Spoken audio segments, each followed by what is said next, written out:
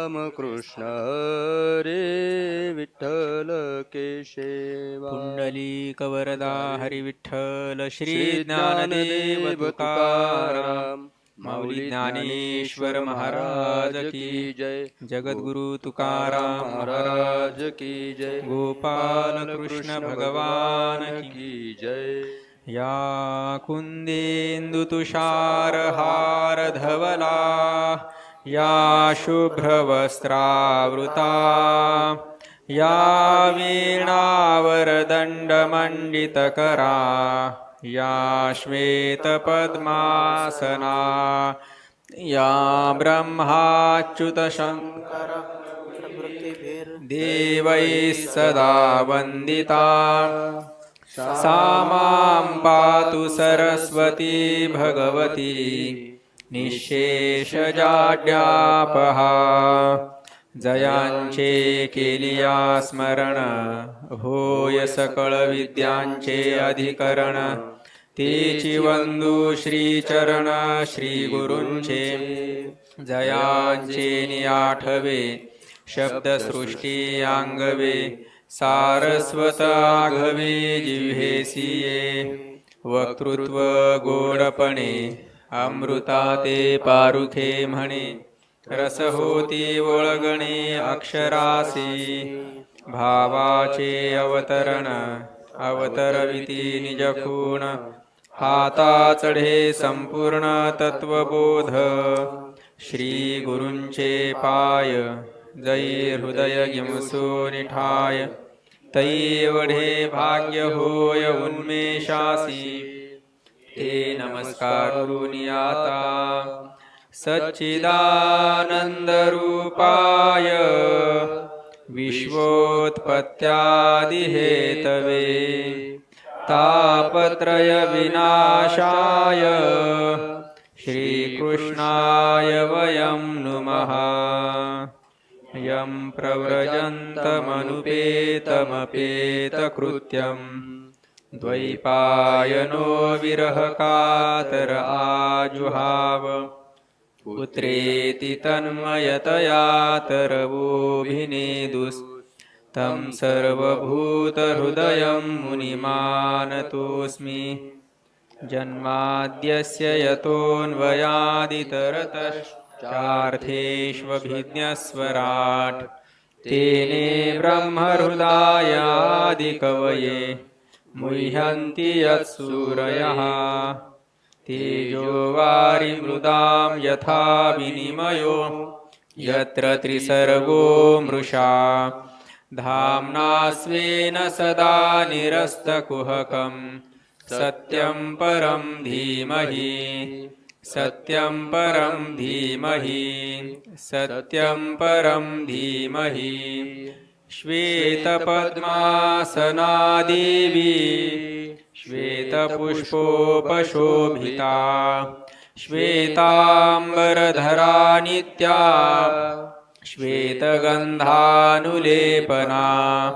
श्वेताक्षसूत्रहस्ता च श्वेतचन्दनचर्चिता श्वेतवीणाधरा शुभ्रा श्वेतालङ्कारभूषिता वन्दिता सिद्धगन्धर्वैरर्चिता सूरदानवैः पूजिता मुनिभिः सर्वैर्ऋषिभिस्तूयते सदा स्तोत्रेणानेन तां देवीं जगद्धात्रीं सरस्वतीं ये स्तुवन्ति त्रिसन्ध्यायां सर्वा विद्या लभन्ति ते वंशी विभूषितकरान्नवनीरदाभात्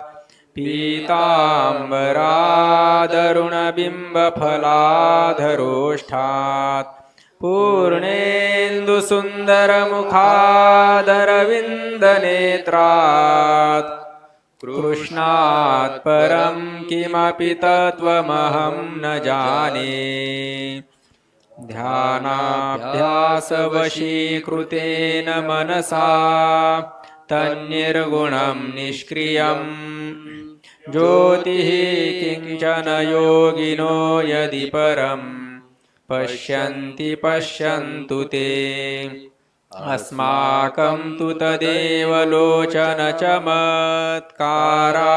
भूयाच्चिरम् कालिन्दे पुलिनोदरे किमपि यन् नीलं महो धावति समचरणसरोजं सान्द्रनीलाम्बुदाभम् जघननिहितपाणिं मण्डनं मण्डनानां तरुणतुलसीमालाकन्धरं कञ्जनेत्रम् सदयधवलहासं विठ्ठलं चिन्तयामि ध्येयं सदा परिभवघ्नमभीष्टदोहम् तीर्थास्पदं शिवविरिञ्चिनुतं शरण्यं भृत्यार्तिहं प्रणतपालभवाब्धिपोतम् वन्दे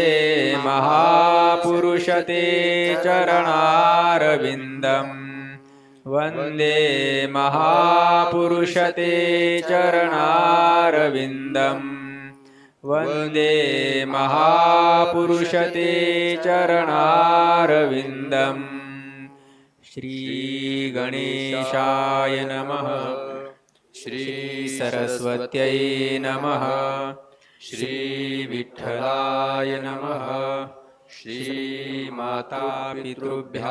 नमः श्रीगुरुभ्यो नमः ॐ नमो भगवते वासुदेवाय रामकृष्ण हरि रामकृष्ण हरि रामकृष्ण हरि नमो सद्गुरु तुकया ज्ञानदीपा नमो सद्गुरु सच्चिदानन्दरूपा नमो सद्गुरु भक्तकल्याणमूर्ति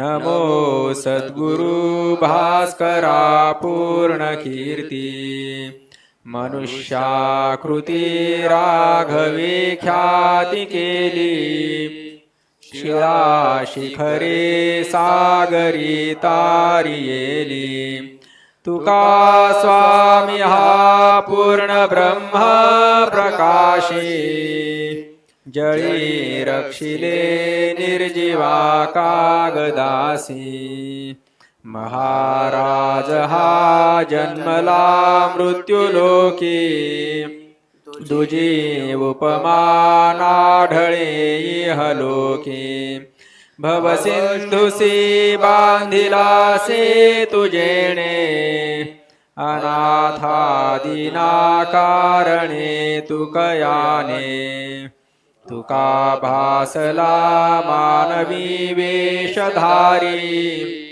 परिहालीला विग्रही निर्विकारी स्वये श्रीहरी व्यापकु सर्व जीवा तुका तोचितो हा परब्रह्म ठेवा जया पूजिले आदरे पांडुरंगे विमानस्थ केले प्रयाण प्रसंगे तनु मानवी दिव्य रूपीच केली न त्यागी तिये दिव्य लोकासी नेली कुंडली कवरदा हरी विठ्ठल श्री ज्ञानदेव तुकाराम माऊली ज्ञानेश्वर महाराज की जय जगद्गुरु तुकाराम महाराज की जय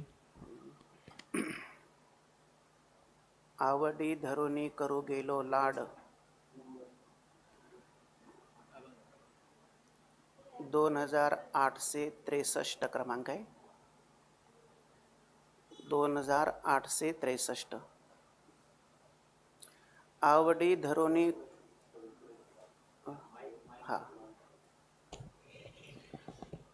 आवडी धरुनी करू गेलो लाड भक्ती प्रेम कोड न पुरेची मनवनी जीव ठेला आसावनी, खेद होतो मनी बहुसाल. वेठी ऐसे वाटे निर्फळ कारण, शीतळ होऊन खोडावलो. तुका म्हणे सरते नभेची पायापे, बळ केले पापे नवे भेटी.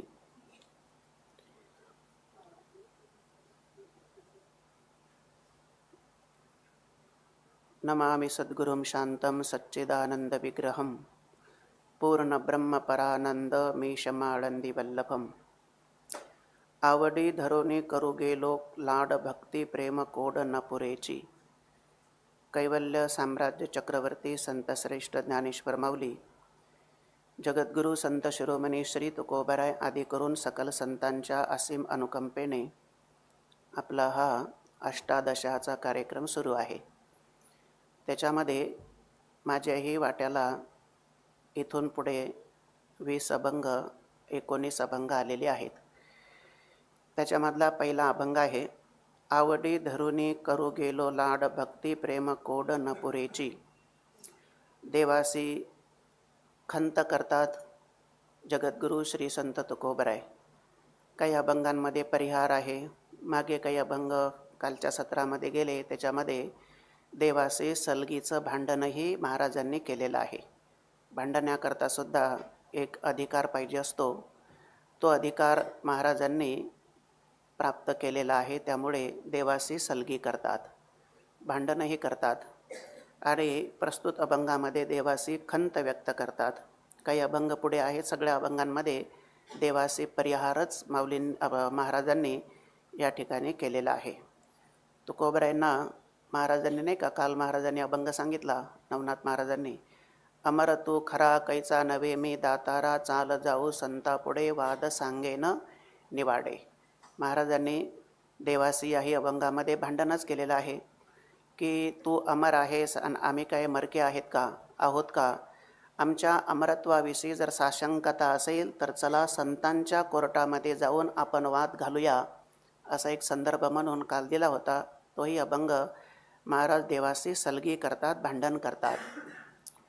म्हणतात ना, आपण सगळी श्रवण करणारी मंडळी आहोत. नित्यपाठाची मंडळी इथं उपलब्ध आहेत. त्यामुळे बाबांच्या अमृतमय वाणीतनं आपण दररोज ज्ञानेश्वरीचं श्रवण करीत असतो. म्हणतात ना, बाबाच सांगत असतात की पतिव्रता स्त्री आहे, तिला पती सेव्य असतो. एखादा कर्मठ असेल तर त्याला शास्त्र सेव्य असतं, शिष्याला गुरुसेव्य असतात आणि भक्ताला देवसेव्य असतो. पतिव्रतेला जर काही अपेक्षा असेल आणि तिला काही पाहिजे असेल तर तिने शेजाऱ्यांकडे मागता कामा नये, तिने आपल्या पतीलाच मागितलं पाहिजे. एखादा कर्मठ असेल, त्याला काही प्रश्न निर्माण होत असतील तर त्याने ते प्रश्न शास्त्राला विचारले पाहिजेत, कारण त्याच्या जीवनामध्ये शास्त्र सेव्य असतं. एखादा शिष्य असेल, तो गुरुभक्त असेल, तर त्याने आपल्या जीवनामध्ये पडलेले सगळे प्रश्न हे त्या गुरुजींना विचारले पाहिजे. मग ते विधायक असतील वा ते विघातक असतील, म्हणजे चांगले असतील किंवा ते वाईट असतील, पण ते त्याच्याकरिता त्याचे गुरुजी त्याला सेव्य असतात. तसं भक्ताला देव सेव्य असतो. म्हणजे भक्ताच्या मनामध्ये जर काही प्रश्न निर्माण झाले, काहीही जरी बोलायचं असलं, भांडणही करायचं असलं, तरीसुद्धा भक्ताने देवाशीच केलं पाहिजे. प्रेमाने बोलायचं असलं तरीसुद्धा भक्ताने देवाशीच प्रेमानं बोललं पाहिजे. म्हणजे भक्ताच्या जीवनामध्ये द्वैताचा विस्तार झाला तर फक्त देवा इतकाच त्याने विस्तार करावा. शिष्याच्याही जीवनामध्ये जर त्याला विस्तारच करावासा वाटला तर त्याने फक्त गुरुजींचा एवढाच विस्तार करावा. त्याच्यापेक्षा विस्तार जर केला तर मिरच्याच्या बाजारात गेलं म्हणजे ठसका लागतच असतो. तो ठसका लागण्याची शक्यता नाकारता येत नाही. भांडणही करायचं असेल तरीसुद्धा ते तिथंच करावं आणि प्रेमाने सलगीने लढिवाळपणा करायचा असेल तरीसुद्धा ते तिथंच करावं, कारण त्यांच्या त्या जागा ठरलेल्या आहेत. पतिव्रतेला पतिसेव्य असतो, कर्मठाला शास्त्रसेव्य असतं, शिष्याला गुरुसेव्य असतात आणि भक्ताला देवसेव्य असतो. त्याप्रमाणे महाराजांनी सुद्धा या प्रस्तुत अभंगामध्ये सगळं काही जे आपलं आहे ते देवाशी सलगी केलेली आहे. देवाशी सगळी चर्चा करतात. तू मला का बरं भेट देत नाहीस, मी किती वेळ तुझ्यावरती प्रेम करतो, सारखं प्रेम कलह पण केलेलं आहे. एवढं प्रेम तुझ्यावरती करतो तरीसुद्धा तू मला काहीच दाद द्यायला तयार नाहीस. मी आता शेवटी कंटाळलो बाबा. खरं तर प्रेम हे एकतर्फीच असतं, आपणच करत राहिलं पाहिजे, पुढच्याने करो का न करो. पण महाराजांनी या ठिकाणी लिहिलं आहे की आता आवडी धरोनी करी गेलो लाड भक्ती प्रेम कोड न पुरेची. आवडी धरोनी मी माझ्या अंतःकरणामध्ये आवड धारण केली. तुझं गुण संकीर्तन, तुझं लीला संकीर्तन, तुझं स्वरूप संकीर्तन, तुझं आणखी नाम संकीर्तन, कृष्ण विष्णू हरी गोविंद या नामाचे निखळ प्रबंध, माझी आत्मचर्चा विशद उदंड गाती, नाम जप यज्ञ तो परम बाधू न शके स्नानादी कर्म, नामे पावन धर्मा धर्म नाम परब्रह्म वेदार्थी. तुझं चिंतन करतोय मी सारखा, तरीसुद्धा एवढी आवडी धारण केली. आणि लाड म्हणजे तुझं त्या ठिकाणी मी किती कौतुक करतो. माझ्या कौतुकाचा विषय, माझा कौतुकाचा बिंदू ठरलेला आहे ते म्हणजे तुझं चिंतन. त्याच्याशिवाय मी दुसरं माझ्या जीवनामध्ये काहीही केलेलं नाही. परंतु एवढं सगळं समर्पण करूनसुद्धा समजायला लागलं तेव्हापासून तर मृत्यूच्या शेवटच्या क्षणापर्यंत, वैकुंठाला जाईपर्यंत आणि सकाळी उठलं तेव्हापासून तर झोपेत जाईपर्यंत सदैव तुझं चिंतन केलं. तच्चिंतनम तत्कथनम अन्यन्यं तत्प्रबोधनम एतदेक परत्वंच ब्रह्माभ्यासम विदुर्बुधाः. सारखा ब्रह्माभ्यास केला, तुझंच चिंतन करत राहिलो. परंतु एवढं सगळं समर्पण करूनसुद्धा तू ज्या अर्थी मला दाद देत नाहीस त्या अर्थी माझं त्याच्यातही काहीतरी चुकत असलं पाहिजे. मला आत्मपरीक्षण करण्याची गरज आहे, असं खंत महाराजांनी या अभंगामध्ये व्यक्त केलेली आहे. भक्ती प्रेम कोड न पुरेची. जे भक्तीचं प्रेम जे आहे तुझ्याकडून, मात्र माझी भक्ती प्रेमाची जी काही इच्छा आहे ते तुझ्याकडून पूर्ण होत नाही. मला जे पाहिजे ते तू देत नाहीस. आणि माझ्या मनात जे आहे ते तुम्ही का बरं ओळखत नाही. म्हणजे मला जे पाहिजे, मला काही मी दुसऱ्या एखाद्या एक कष्टित विषयाकरता तुमच्याकडे येतो का, की मला एखादा काहीतरी नगण्य आणि जगदंतपाती एखादा दृष्टसृष्ट पदार्थ मला पाहिजे आणि त्याची माझी एक वृत्ती आनंदी व्हावी, तात्पुरती आल्हादित व्हावी आणि मला त्याने तात्पुरतं समाधान व्हावं, याच्याकरता मी तुमच्याकडे येत असतो का. मी याच्याकरता येतोय की मला तुमचं प्रेम पाहिजे. मला तुमची जी आहे ती स्वरूपस्थिती जी आहे त्याच्याकरता मी लालायित झालेलो आहे. जे तुमचं स्वरूप आहे त्या स्वरूपामध्ये जाण्याची माझी हार्दिक इच्छा आहे. म्हणजे तिथपर्यंत मला पोचावंसं वाटतं की जे मानवी जीवन ज्याच्याकरता प्राप्त झालं आणि ज्याच्याकरता ते मिळालेलं आहे ते जीवन सार्थकी व्हावं. ते सार्थकी होणं म्हणजेच तुमच्या स्वरूपाची प्राप्ती होणं, तुमचं प्रेम मला संपादन करता येणं. पण ज्या अर्थी एवढं करूनही जर तुम्ही मला दादच देत नसाल तर मी कुठंतरी कमी पडत आहे, मला आत्मपरीक्षण करावं लागतं, अशी खंत केलेली आहे. भक्ती प्रेम कोड न पुरेची. माझं जे भक्ती प्रेम आहे त्याची जी इच्छा आहे माझ्या अंतःकरणामध्ये ते न पुरेची, ते काही पूर्ण होत नाही. एवढं देऊन म्हणजे देण्याकरता माझ्याकडे आहे तरी काय, बाकी तर काही आमच्याकडे नाही आहे देण्याकरता. आम्ही तुमच्यावरती प्रेम करू शकतो आणि आमचे जे काही विचार आहे ते सद्भावना जे आहे त्या आम्ही तिथं तुमच्याकडे समर्पित करू शकतो आणि तुमचं स्वरूपाच्या प्राप्तीची आम्हाला इच्छा आहे. पण तुमच्याकडून मात्र भक्तीचं जे प्रेम आहे ते काही तुमच्याकडनं पूर्ण होत नाही. म्हणून आता काय झालं आहे म्हणे, जीव ठेला आसावूने खेद होतो म्हणे बहुसाल. माझा जीव जो आहे तो अत्यंत व्याकुळ झालेला आहे, म्हणजे ओशाळलेलो आहे मी. आसावूने खेद होतो म्हणे बहुसाल. मी व्याकुळ झालो आणि माझ्या मनामध्ये फार अशा प्रकारची खंत आहे, मला फार अशा प्रकारचं दुःख होत आहे. वेठी ऐसे वाटे निष्फळ कारण शीतळ होणे खोडावलो. आतापर्यंत जे काही मी तुमची सेवा केली, तुमचं सारखं चिंतन केलं, मच्चित्ता मद्गत प्राणा बोधयंत परस्परम ततयंतश्च माम नित्यम तुष्यंती च रमंती च. मी तुमच्या स्वरूपामध्ये सारखा रममान होण्याचा प्रयत्न करत आहे. वेठी ऐसे वाटे निष्फळ कारण. मला असं वाटतं की जे भिगारीला जसे भिगारीप्रमाणे निष्फळ होतं सगळं, नाही का, त्या ठिकाणी अर्थ केलेला आहे की भिगारीला म्हणजे मोबदला किंवा मजुरी न देता करून घेतलेलं जे काम असतं ते निष्फळ असतं सगळं. म्हणजे काम तर दिवसभर करत राहायचं, काय म्हणतात ना, काहीतरी काम काहीच नाही, रेकाम पण थोडंसुद्धा नाही, अशातला जो प्रकार आहे. वेठीला धरल्याप्रमाणे भिगारीप्रमाणे ही सगळी सेवा, आतापर्यंतचं केलेलं जे मी भगवत चिंतन आहे, आतापर्यंत केलेली जी तुमची सेवा आहे ती सगळी सेवा त्या भिगारीप्रमाणे निष्फळ झाली, अशाच प्रकारचं मला वाटतं. आणि त्याच्यामध्ये मला आता काहीही एक प्रकारे सुचत नाही. मी कसा झालो तर मी एखादं जसं खोड असतं, त्या लाकडाचं खोड ते जसं शांत असतं ते त्या ठिकाणी असं स्थिर असतं, तसा मी त्या लाकडाच्या खोडासारखा अगदी शांत निशब्द अशा प्रकारचा मी झालेलो आहे. माझी बुद्धी, माझी जी मती आहे ती आता कुंठित झालेली आहे. निर्णयात्मक असलेली जी क्षमता आहे ते सगळं माझी संपलेली आहे. मला आता काहीही कळत नाही. तुका म्हणे सरते नव्हेची पाया पे बळ केले पापी नव्हे भेटी. महाराज म्हणतात त्या अर्थी असं घडलेलं आहे. आता एवढं करूनही जर तुम्ही मला भेटच देत नसाल, मी निशब्द झालेलो आहे, तर त्याचं कारण काय माहीत आहे का. तुम्ही ज्या अर्थी मला दर्शन देत नाहीत ना, तुमचं स्वरूप जसं आहे त्या स्वरूपाशी मला तुम्ही एकाकार तद्रूप तुम्ही करीत नाहीत ना. त्याचं कारण असं आहे की मी तुमच्या पायाजवळ सरता झालेलो नाही आहे. का बरं? त्याचं कारण काय की माझ्या पापानेच त्या ठिकाणी काय केलं आहे, बळ धरलेलं आहे. म्हणजे पाप जे आहे ते माझं पापच एवढं असं घट्ट आहे की माझ्या पापाने फार जोराचा प्रतिकार केला आहे. त्यामुळे तुमच्या पायाची जी भेट आहे ती मला होत नाही. तुम्ही ज्या अर्थी माझ्यावरती प्रेम करत नाही त्याचं मूलभूत कारण काय असेल तर माझं पाप हेच त्याला काय आहे, कारणीभूत आहे. एखादा सत्पुरुष असेल किंवा देवाच्या दारामध्ये सत्पुरुषांच्या दारामध्ये जर एखादा साधक म्हणा किंवा एखादा सच्छिष्य जर तिथं सरता होत नसेल तर त्याने सत्पुरुषांना दोष दिल्यापेक्षा त्याला आत्मपरीक्षण करायची गरज आहे, हा त्याचा खरा अर्थ होतो. हा परिहार ही आपल्या अंतःकरणातली जी खंत आहे ती महाराजांनी या अभंगामध्ये या ठिकाणी व्यक्त केलेली आहे. प्रीतीचा तो कळवळा जिव्हाळाची वेगळा बहुनेदी रडो माता दुष्टित होता धीर नभे वरी वरी तोंडापुरते मोहोरिते कडतसे जाणोनिया नेनता तुका नव्हे लोका सारिखा. आता हे मनासीच महाराजांनी या अभंगामध्ये मनोगत केलेलं आहे. म्हणजे आपल्या मनासी तुका म्हणे करू मनासी संवाद. कधी कधी मनाशी सुद्धा बोललं पाहिजे नाही का. बाबा सांगतच असतात आपण आता रोजच नित्याची श्रोते आहोत, रोज आपल्या कानावरती शब्दांचा भडीमार होत असतो की म्हणतात ना आपल्या मनाशी संवाद केला पाहिजे. म्हणजे बाहेरचे पुस्तकं वाचल्यापेक्षा ते तर वाचलीच पाहिजेत पण त्याहीपेक्षा आतलाही ग्रंथ वाचता आला पाहिजे. आपल्या मनाशी सुद्धा आपल्याला संवाद करता यायला पाहिजे. महाराजांनी आपल्या मनाचं मनोगत आहे किंवा मनाची संवाद करतात. देवा प्रीतीचा तो कळवळा कसाही दृष्टांत दिला. प्रीतीचा कळवळा असतो आणि तो जो जिव्हाळा आहे प्रेमाचा कळवळा म्हणा किंवा प्रेमाचा जो जिव्हाळा आहे तो कसा असतो, तो काही वेगळाच असतो बघा. म्हणजे काय बरं दृष्टांत दिला की एखादी आई आहे, एखादा मुलगा त्या ठिकाणी रडत आहे. मग माता त्या मुलाला रडू देत असते का? त्याची आई जर त्याच्यासमोर असेल, ते बाळ जर रडायला लागलं तर त्याची आई त्याला रडू देत असते का? पण ते बाळ कसं असलं पाहिजे, ते त्या आईचं असलं पाहिजे. म्हणजे ज्या आईने मुलाला जन्म दिलेला आहे ती आई त्या बाळाला त्याचं रडणं जे आहे ते कधीही तिला बघवत नाही.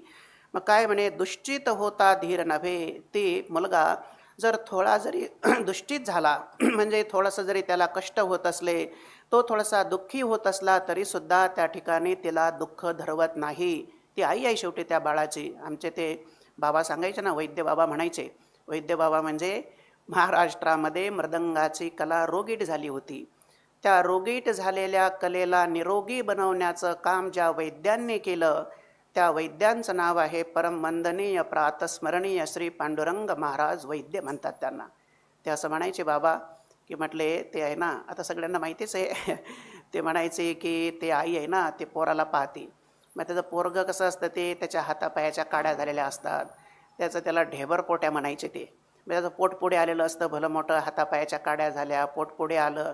आणि मग त्याच्या आईनं जर ते त्याला बघितलं तर त्याची आई काय म्हणते, त्याची आई म्हणते माझा राजा आला माझा वाघ आला. अशा प्रकारचे ते शब्द त्या ठिकाणी बोलत असते. कारण ते प्रेम कोणाचं आहे, त्याला आईचं प्रेम म्हणतात. देवाशी मनाशी खंत करतात, मनाशी बोलतात तुकोबराय देवा एवढं खरं तर आईची भूमिका तुम्ही घ्यायला पाहिजे होती. मी एवढं प्रेम आईला साधा एखादा मुलगा तो रडायला लागला तरीसुद्धा त्या आईला काय होत नाही, त्याचं रडणंसुद्धा त्याला दुःख काय होतं हे विचारण्याच्या आधी त्याची आई डोळ्यात अश्रू बघितले की लगेच त्याची आई काय होती तिथपर्यंत धावत जात असती. मी तुमच्याशी एवढा सलगी करतो, एवढा तुमच्याशी लढीवाळपणा करतो, तुम्ही तरीसुद्धा तुमचं हृदय एवढं निष्ठुर का झालं, असा इथे मनाशी संवाद तुकोबराय करतात. कधी कधी खंतही व्यक्त करतात. बरं महाराज म्हणतात वरी वरी तोंडापुरते मोहो रिते कळत असे. म्हणजे तोंडापुरतं जे काही बोलणं असतं ना, वर जे तोंडापुरतं गोड कधी गोड बोलणं असतं ना, महाराज म्हणतात मला ते कळतं ना, गोड बोललेलं असतं, गोड अशा प्रकारचं वागणं असतं. ते जर एखादा प्रसंग आला तर त्या प्रसंगाच्या वेळेला जे ती माणसं धावून जात असतात ते खरं प्रेम असतं.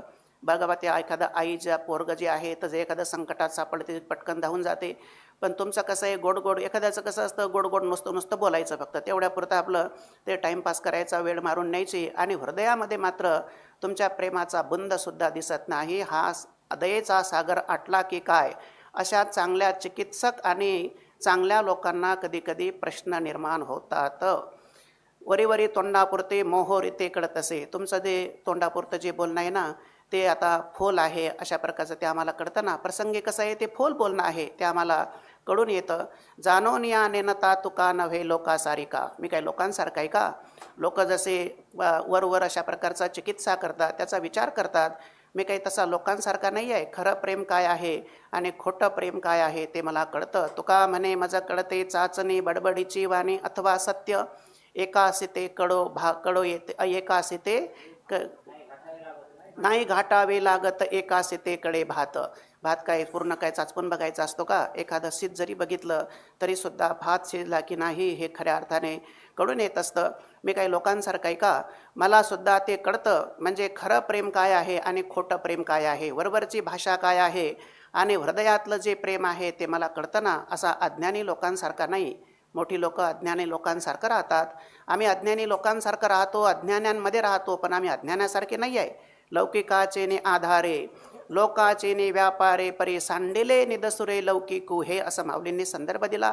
मोठी माणसं लोकांसारखी राहतात, लोकांमध्ये राहतात, पण ते लोकांमध्ये जे अज्ञान असतं ते अज्ञान मात्र त्यांच्या अंतःकरणामध्ये नसतं. हा सामान्य माणसांमधला आणि मोठ्या लोकांमधला फरक असतो. याचा अर्थ तुकाराम महाराज काहीतरी स्वतःला मोठं समजतात अशातला काही प्रकार नाही. हे आता काही गोष्टी समजून घ्याव्या लागतील.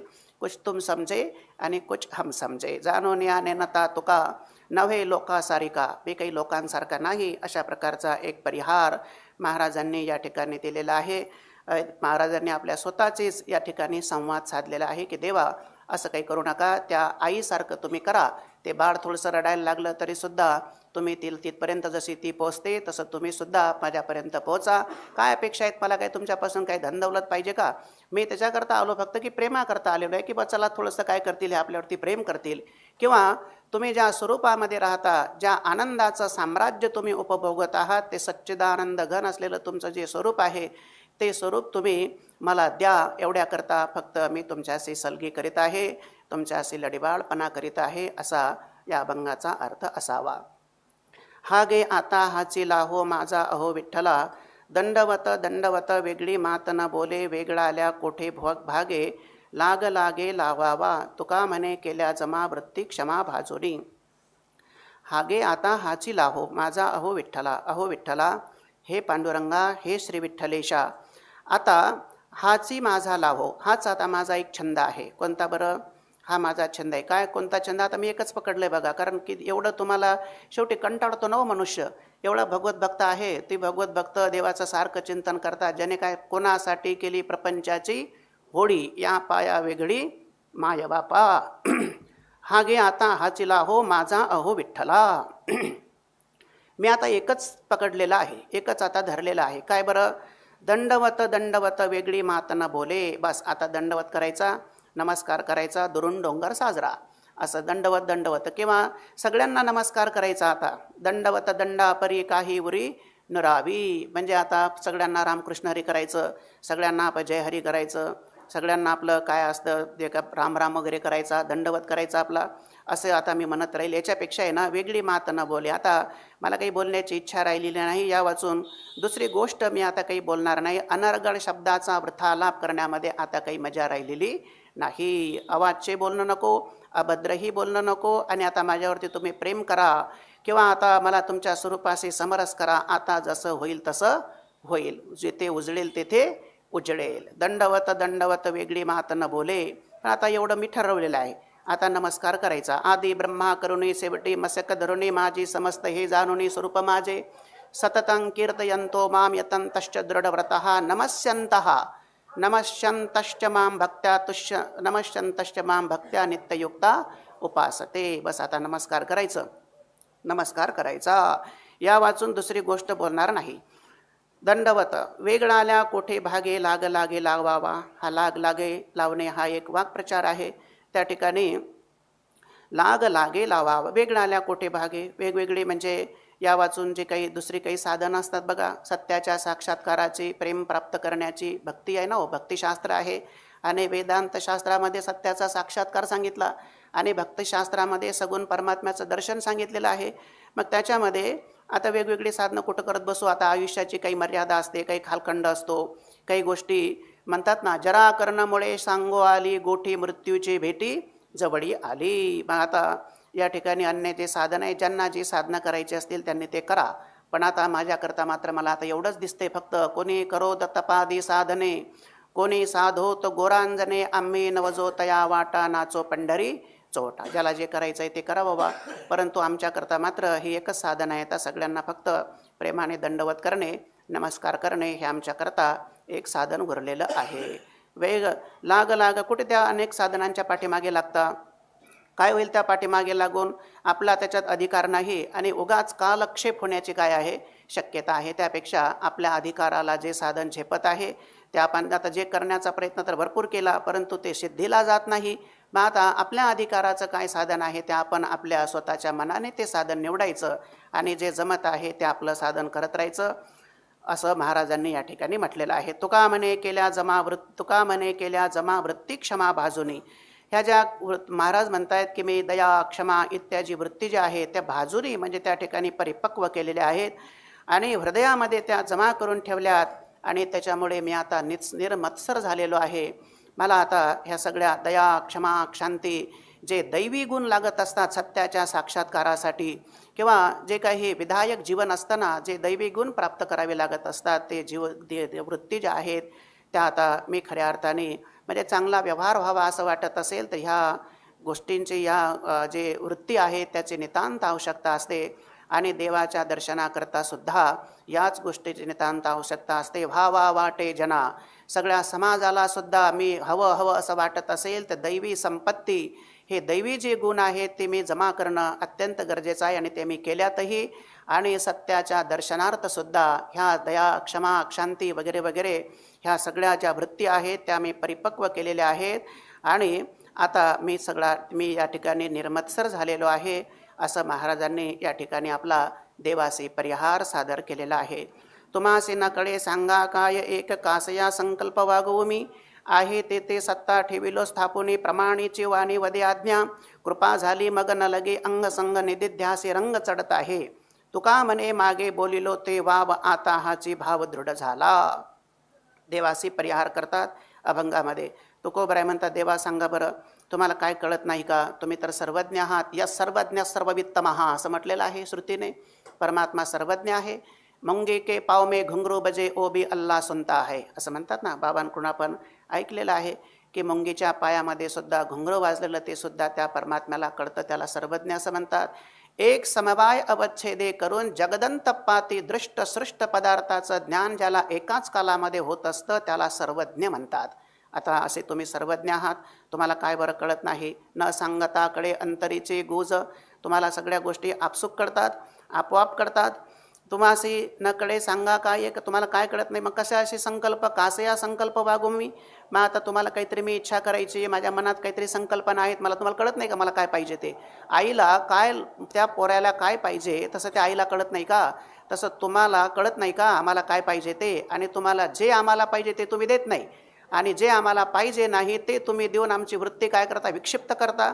हा प्रकार तुमच्याकडून होतो असं देवासी काय करतात तुकोबराय परिहार देतात. ज्या गोष्टी लागतात त्या गोष्टी द्यायला पाहिजे ना हो. ज्या गोष्टीची अपेक्षा कोण माणूस कशा करता आला हे तर पुढच्या माणसाला देवाला कळायला पाहिजे ना. मग तुकोबराय देवासी सलगी करतात, देवासी तेव्हा भांडण करतात. तुकोबराय देवासी परिहार देतात की देवा मला गरज आहे याची आणि तुम्ही देताय काय मला भलतंच दुसरं काहीतरी. त्या भलतेची मला गरज नाही, ते बाकीच्या लोकांना द्या, मी त्याच्याकरता आलेलो नाही आहे. मला जे पाहिजे ते तुम्ही द्या. आणि तुम्हाला कळत नाही का, सगळ्या गोष्टी कळून सुद्धा तुम्ही न कळण्यासारखं का करता हा माझा प्रश्न आहे असं महाराज या ठिकाणी देवाशी सगळं बोलतायत.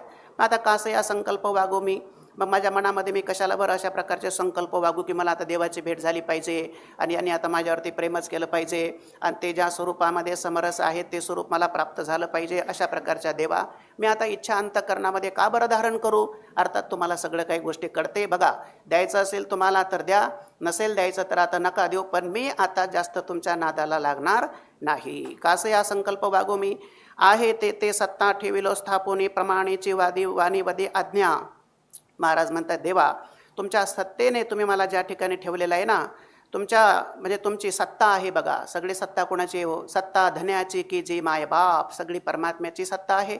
परमात्म्याच्या सत्तेशिवाय म्हणतात ना सगळे कहा पग डारू देखे अनेरान देखे तो सब वहिने, यस्मिन सर्वम यतः सर्वम यश्च सर्वम सर्वतश्च यत यश्च सर्वमयो नित्यम तस्मै सर्वात्मने नमः. त्याच्याशिवाय दुसरा पदार्थ आहे का? ईशावास्यमिदं सर्वं यत्किंच जगत्यान जगत्तेन त्यक्तेन भुंजयिता मागृध कस्यस्वित् धनम. उपनिषद मंत्र आहे हा. तुमच्याशिवाय सत्ता नाही आहे, असा पदार्थ नाही आहे की त्या ठिकाणी तुमची सत्ता नाही आहे. अणु रेणू परमाणू इलेक्ट्रॉन प्रोटॉन न्यूट्रॉनमध्ये सुद्धा काय आहे? तुमची सगळी सत्ता आहे. तुम्ही जळी स्थळी काष्टी पाषाणी सगळीकडे तुम्ही भरलेले आहात. तुमच्या सत्तेने तुम्हीच मला स्थापन केलेलं आहे. तुमच्या सत्तेने त्या ठिकाणी तुम्ही मला ज्या स्थितीत ठेवलेलं आहे त्या तुमच्या सत्तेने त्या स्थितीमध्ये मी ते शांत नाही का? मी शांत राहिलेलो आहे आणि तुमची जी काही आज्ञा आहे ती आज्ञा प्रमाण मानूनच मी या ठिकाणी बोलत आहे. तुमची आज्ञा म्हणजे वेदाची आज्ञा ही सगळ्यात प्रमाण आहे. म्हणतात ना, मी एक सकाळी वाक्य वाचलं एका पुस्तकामध्ये. एक ग्रंथ आहे बघा, राम हृदय नावाचा ग्रंथ आहे, फार चांगला ग्रंथ आहे. त्याच्यामध्ये एक वाक्य वाचलं मी. आता मला हिंदी ग्रंथ आहे, सांगता येतं का नाही माहीत नाही मला, पण वाक्य असं होतं की तुमची आज्ञा वेदाची आज्ञा ही प्रमाण आज्ञा आहे. हे वाक्य हिंदीमध्ये आहे. इस भारत देश में, इस भारतवर्ष में स्वतंत्रता का विचार चलता नहीं है, ना चला हुआ है कभी और ना चल रहा है और आगे भी चलेगा नहीं. म्हणजे स्वतंत्र विचार देण्याकरता या भारतवर्षामध्ये जर ईश्वरी अवतार जरी झाला तरीसुद्धा त्या ईश्वरी अवताराचं सुद्धा आम्ही मान्य करीत नाही. आम्हाला आज्ञा कोणाची प्रमाण आहे? वेदाची आज्ञाप्रमाणे आहे. वेद बाह्य लंड बोले तो पाषांड त्याचे काळे तोंड, असं महाराजांनीच विश्लेषण केलं. म्हणजे भारतवर्षामध्ये स्वतंत्र विचार पाखंड नाही आहे तर ते महान पाप समजल्या जातं. म्हणून मी काही स्वतंत्र बोलत आहे का? मी जे काही आतापर्यंत 14 अभंगामध्ये भाष्य केलेलं आहे हे काही बगल पुराण आहे का? माझ्या मनातले हे विचार आहेत का? हे विचार सगळे वेदाचे विचार आहेत आणि हे वेदाचे विचार मी तुमच्या पुढे ठेवत आहे. प्रमाणेची वाणी वदे आज्ञा, आणि ती जी वाणी आहे वेदरूपी आज्ञा प्रमाण मानूनच माझी या ठिकाणी वाणी खऱ्या अर्थाने बोलत आहे. एकही शब्द अनर्गळ शब्दाचा वृथालाप करणं हे आमचं कर्तव्य नाही आहे. त्याच्यात ते अशा प्रकारचं आम्ही जेणेकरून कुठेतरी छिद्रान्वेषण म्हणा किंवा कुठेतरी काहीतरी बोलायचं आणि अवाच्य आणि अभद्र शब्द कुठेतरी वापरायचे असं नाही आहे. तर वेदाची आज्ञा आहे आणि वेदानीच हे सगळं सांगितलेलं आहे. तीच वाणी माझं अशा प्रकारचं बोलत आहे असं महाराज या ठिकाणी वर्णन करतायत बघा. कृपा झाली मग न लगे अंगसंग निधिध्यासे रंग चढत आहे. बस मला काय, मी काय तुमचा नित्य सहवास मागतो का? असं काही नाही. पण आता मला माझ्यावरती एकदा काय करा, तुम्ही कृपा करा. कृपा झाली मग न लगे अंगसंग. मग काय तुमची कृपा एकदा झाली तर मग तुमच्या शरीराची मला संगती मिळालीच पाहिजे असं काही आहे का? बरं, काही मनुष्य नित्य सहवासात राहू शकतो का? बरोबर आहे ना. त्याचे काही प्रारब्ध प्राप्त, त्यालाही काही धर्म असतात.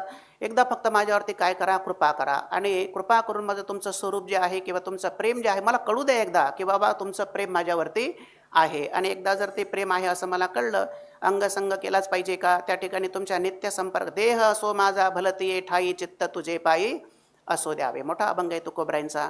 काहीतरी सुरुवात आहे बघा अभंगाची. आता की शिराजा हिची विनवणी, मस्तक चरणी ठेवी तसे. देह असो माझा भलतीये ठाई, चित्त तुझे पायी असो द्यावे. काळाचे खंडन घडावे, चिंतन तन मन जन विन्मुखता. कफवात पित्त देह अवसानी ठेवावी वारुनी दुरी. तेही सावध तो माझी इंद्रिय सकळ दिली हाक वेळ येण्याआधी. तुका म्हणे तू या सकळांचा जनिता. येथे ऐक्यता सकळांशी असा अभंग आहे महाराजांचा. की म्हणे देह असो माझा भलते, चित्त कुठे का असू द्या ना, पण माझं आपलं देह कुठे का असे ना. ते नाथ महाराजांनी लिहिलं. बाबा सांगत असतात की ते माझा देह कैकटामध्ये असला काय, माझा देह स्मशानभूमीमध्ये प्रारब्ध तर शेवटी भोगावंच लागणार आहे. प्रारब्ध कर्मनाम भोगादेव क्षय. हा प्रारब्ध कर्माचा नाश हा भोगल्याशिवाय होत नसतो. मग देह आता कुठेही असू शकतो, परंतु मात्र चित्त माझं काय असलं पाहिजे, तुमच्याजवळ असलं पाहिजे. कृपा झाली मग न लगे अंगसंग. एकदा कृपा झाली की मग काही बाकीची गरज नाही बघा. निदिध्यासे रंग चढतसे. बाबांचं आवडीचं प्रमाण आहे बघा. निदिध्यासे रंग चढता आहे. मग निदिध्यासे मग काय होतं म्हणे, निदिध्यासे. निदिध्यासनानेच काय होतं, प्रेम वाढत असतं. तुम्ही मला एकदा प्रेम दिलं की मग काय करणार, मी निदिध्यासन करणार. निदिध्यासन म्हणजे वारकऱ्यांनी केलेला काकडा, हेच काय आहे, निदिध्यासन आहे. वारकरी मंडळींनी सकाळी सकाळी केलेला जो देवाचा काकडा आहे ते काकडाच काय आहे, निदिध्यासन आहे. तुमचा नित्य सहवास झाला पाहिजे असं काही नाही. मी आपला निदिध्यासन करणार म्हणजे मी आपला काकडा करणार. तुमच्या त्या चिंतनामध्ये काय, अनात्माकार वृत्तीचा परित्याग करून वृत्ती सदैव आत्माकार करणे, यालाच म्हणतात ना निदिध्यासन. अशी काहीतरी विचारसागरामध्ये व्याख्या दिली आहे. चुकली असेल तर नंतर घरी गेल्यानंतर बघून घ्या. निदिध्यासे रंग चढत आहे. बघा तुका म्हणे मागे बोलिलो ते वाव, आता हाची भाव दृढ झाला. म्हणून इतके दिवस महाराज म्हणतात मी मागे जे काही तुमच्याशी आता अनेक अभंगांमध्ये काही बोललेलो आहे बघा, मागे बोलिलो ते व्हावं, ते कसं आहे सगळं ते महाराज म्हणतायत हे जे काही मागे बोललेलो आहे किंवा मागे जे काही मी सांगितलं ते सगळं व्यर्थ झाले असं समजा. आता तुम्ही सांगितल्याप्रमाणे मी आता हाची भाव दृढ झाला. तुम्ही सांगितल्याप्रमाणे स्वस्थ राहण्याचा निश्चय मी या ठिकाणी केलेला आहे. एकदा तुम्ही कृपा करा. कृपा केली की मग काय आहे, मस्त रहो मस्ती में आग लगी बस्ती में. ते हाची भाव दृढ झाला. आवडी न पुरे माय बापा पासे घडो का येवेसी शकैल. होईल नेमिले आपुलिया काळे आलियाचे बळे आग्रह उरे. जाणविले तेथे थोडे एक वेळा सकळही कळा सर्वोत्तमी. तुका मने निवेदिले गुह्य गुज आता तुझी तुझ सर्व चिंता. आवडी न पुरे मायबापापाशी परिहार करतात देवाशी तुकोबरा याही अभंगामध्ये महाराज म्हणतात. ते आहे ना मुलं मायबापाच्या जवळ काय करतात, मुलाची इच्छा पूर्ण जर झाली नाही, आवडी न पुरे मायबापापाशी, मग घडो काय येवेसी शकिविल. मग कधीतरी ते कुठेतरी असं म्हणजे आई वडिलांच्या जवळ जर त्या मुलाचे हट्ट पूर्ण झाले नाही तर दुसरीकडे कुठेतरी ते घडणे कधी शक्य आहे का. घडो का येवेसी शकैल, येवेसी घडो का शकैल, त्याप्रमाणे असे कधीतरी घडणे शक्य आहे का. म्हणजे मुलांच्या आवडीनिवडी जर तिथं आई वडिलांच्या जवळ मायबापांनी जर त्या पूर्ण केल्या नाही तर त्या जगातले लोक पूर्ण करणार आहेत का. हे देवा, तुम्ही जर माझ्या अंतःकरणातली जी आवड आहे ती पूर्ण जर केली नाही तर दुसरं कोण पूर्ण करणार आहे. कारण भक्ताला काय सेव्य असतो, देवसेव्य असतो. आवडी न पुरे मायबापासी घडो का एवेसी शकैल. होईल नेमिले आपुलिया काळे आलियाचे बडे आग्रह रे. म्हणजे सगळ्या इच्छा आकांक्षा ज्या आहेत ते मायबाप त्या मुलांच्या पूर्ण करत असतात. तसं तुम्ही माझ्यासुद्धा सगळ्या काही इच्छा असतील त्या सगळ्या पूर्ण करा. जरी माहेरे श्रीमंते होती तुम्हा ऐसी, लळ्याचे लळे सरती मनोरथाचे मनोरथ पुरती. जरी माहेरे श्रीमंते होती तुम्हा ऐसी, लळ्याचे लळे सरतात, मनोरथाचे मनोरथ काय होतात सगळे पूर्ण होतात. पण माहेर कसं पाहिजे, श्रीमंत माहेर पाहिजे. एखाद्या मुलीला जर सासरी काही मिळत नसेल तर ती मुलगी सांगते नव्हती तर ठासून, तुम्ही देत नसाल मला तर मी काय करणार, माझ्या बापाच्या घरून आणणार. मग ते काय, त्याचं माहेर काय, वडील श्रीमंत आहेत, आई श्रीमंत आहे, त्याच्यामुळे सगळ्या इच्छा त्याच्या पूर्ण होत असतात. ओपसर्याचे बळ घेऊनी मिरवे कीड तैसे, रत्न नव्हे निखिळ चक्रवर्ती हा. माऊली वर्णन करतायत की आमची गुरुजी म्हणजे काही सामान्य पुरुष आहे का, चक्रवर्ती हा. हे चक्रवर्ती सम्राट राजे आहेत. निवृत्ती जया नाव निवृत्ती जया बरव जया, निवृत्तीची राणी व निवृत्तीसी. प्रवृत्तीच्या सापेक्ष असलेली निवृत्ती म्हणजे आमचे गुरुजी आहेत का. निवृत्तीच्याही पलीकडे असलेली निवृत्ती. सदा उन्मनी तुर्या विनोदे छंदे छंदे डुल्लत असे. प्रवृत्ती वाचोनी प्रवृत्ती विरोधे का, निवृत्तीचे निबोधे आणि जे तैसावादे निवृत्ती नव्हे. ऐसे करनया वीन स्वयंभची जे निवृत्ती पण तयाचे, श्रीचरण वंदिले ऐसे. असं माऊली स्वच्छ परिहार देतात. स्वयंभची जे निवृत्ती पण, स्वयंभू असलेले निवृत्तीनाथ महाराज हे आमचे गुरुजी आहेत. तसं तुकोबराईसुद्धा या ठिकाणी वर्णन करतात की असं श्रीमंत माहेर जर असेल तर जशा त्या लेकरांच्या इच्छा पूर्ण होतात तसं माझंसुद्धा श्रीमंत माहेर आहे, त्यामुळे माझ्याही इच्छा तुम्ही पूर्ण कराल असे मला इच्छा आहे. होईल नेमिले आपुलिया काळे आलियाचे बडे आग्रह उरे. बरं, होईल नेमिले आपुलिया काळे. आता काय होतं म्हणे, आता धीर पण धरावा लागत असतो. ज्या गोष्टी काही ठरलेल्या असतात प्रारब्धामध्ये, जेव्हा जे मिळायच्या असतात तेव्हा त्या मिळतात. आता त्या मुलाला सुद्धा सगळ्या गोष्टी मिळणारच आहेत, पण त्यालाही काही तर काय करावं लागेल, धीर धरावा लागत असतो कधी कधी. मग आता बघूया, आता धीर धरूनसुद्धा, कारण ज्या गोष्टी ठरलेल्या असतात, काय होईल नेमिले आपुलिया काळे म्हणजे आपुला म्हणजे जोपर्यंत ती वेळ येत नाही, त्या ठरलेल्या गोष्टी ज्या आहेत जोपर्यंत ती वेळ येत नसते ना, त्या वेळेपर्यंत त्या गोष्टी सिद्ध होत नसतात. वेळ आल्यानंतर सिद्ध होईल. होईल निमाले आलियाचे बडे आग्रह रे. आणि ते लवकर होण्याविषयी जर तुम्ही आग्रह धारण कराल, बरं का, जी गोष्ट जेव्हा व्हायची आहे तेव्हा ती गोष्ट होणार आहे, पण तर तुम्ही आलियाचे बळे जर तुम्ही बळच अशा प्रकारचा ती गोष्ट मला आत्ताच झाली पाहिजे, मला असं जर आग्रह धारण केला तर त्या ठिकाणी तुमचा दुराग्रह शिल्लक राहण्याची शक्यता आहे. आग्रह उरे जाणविले ऐसे थोडे एक वेळा सकळही कळा सर्वोत्तमी. महाराज म्हणतात माझी जी काही आवड आहे, माझ्या अंतःकरणामध्ये काही आकांक्षा आहेत, माझ्या अंतःकरणामध्ये ज्या काही इच्छा आहेत, ज्या उत्कट अशा प्रकारची तमन्ना माझ्या मनामध्ये आहे, ती सगळी एक वेळा मी जाणवलेली आहे. जाणवले म्हणजे मला नाही जाणवे, जाणविले, जाणवले आणि जाणविले. जाणवले म्हणजे मला जाणवलं आणि जाणविले म्हणजे मी तुम्हाला एकदा जाणवून दिलेलं आहे. मी तुम्हाला सांगितलेलं आहे बाबा की माझ्या अंतःकरणातल्या हे थोडक्यामध्ये सगळा जो आत्मनिवेदन आहे, हा सगळा इत्थंभूत वृत्तांत जो आहे तो मी तुम्हाला सगळा जाणवून ठेवलेला आहे. तुम्हाला मी सांगितलेलं आहे, थोडक्यात प्रतिपादन केलं, तुम्हाला ते कळवलेलं आहे. मग आता सकळेही कळवा सर्वोत्तमी आणि सर्वोत्तम श्रीहरीच्या ठिकाणी संपूर्ण कळा म्हणजे सगळं चातुर्य असल्यामुळे माझ्या आवडीचा विचार जे आहे तुम्हाला माहितीच आहे सगळं, त्यामुळे तो जो आहे तो तुम्ही कदाचित पूर्ण करालही. सकळही कळा सर्वोत्तमी, कारण तुम्ही सर्वोत्तम आहात, तुमच्या ठिकाणी सकळ कळा आहे, तुम्ही चतुर आहात. तुका म्हणे निवेदिले गुह्य गुज आता तुझी तुझं सर्व चिंता. मी सगळं गुह्य जे आहे गुज गुह्य हे सगळं तुम्हाला प्रतिपादन केलेलं आहे. आता त्या संबंधी तुलाच त्या ठिकाणी सर्व प्रकाराने चिंता आहे. म्हणजे माझी जी काही चिंता आहे सगळा वृत्तांत माहितीच आहे ना, सगळा सोपाचा भंग आहे की गुह्य गुज सांगितलेलं आहे. त्यामुळे आता तुम्हाला जसं करायचं आहे तसं करा, माझी चिंता आता सगळी तुम्हाला आहेच आहे. आता पुन्हा आणखी परिहारच देतात बघा, देवाचे परिहार, देवाचे भांडण, सलगीचं भांडण, मनाशी संवाद करतात तुकोबराय. कधी कधी देवाच्या समोर खंतही व्यक्त करतात. त्याच्यातलाच देवाचे परिहार देणारा हाही एक अभंग आहे. आपल्या संस्थेचा जो गाथा आहे नत्तूसिंग बाबांचा गाथा, त्याच्यामध्ये ते त्याचं विश्लेषण केलेलं आहे की हा अभंग कोणत्या प्रकरणातला आहे, तो अभंग कोणत्या प्रकरणातला आहे. त्यामुळे भली सुविधासुद्धा झालेली आहे. म्हणजे एखाद्याला हा अभंग नेमका कोणत्या प्रकरणात आला तर तो प्रकरण कोणतं आहे आता येतं एवढं तर काही आपल्याला आपली बुद्धी तेवढी नाही, पण पूर्वसुरींनी सगळ्या गोष्टी ह्या करून ठेवलेल्या आहेत.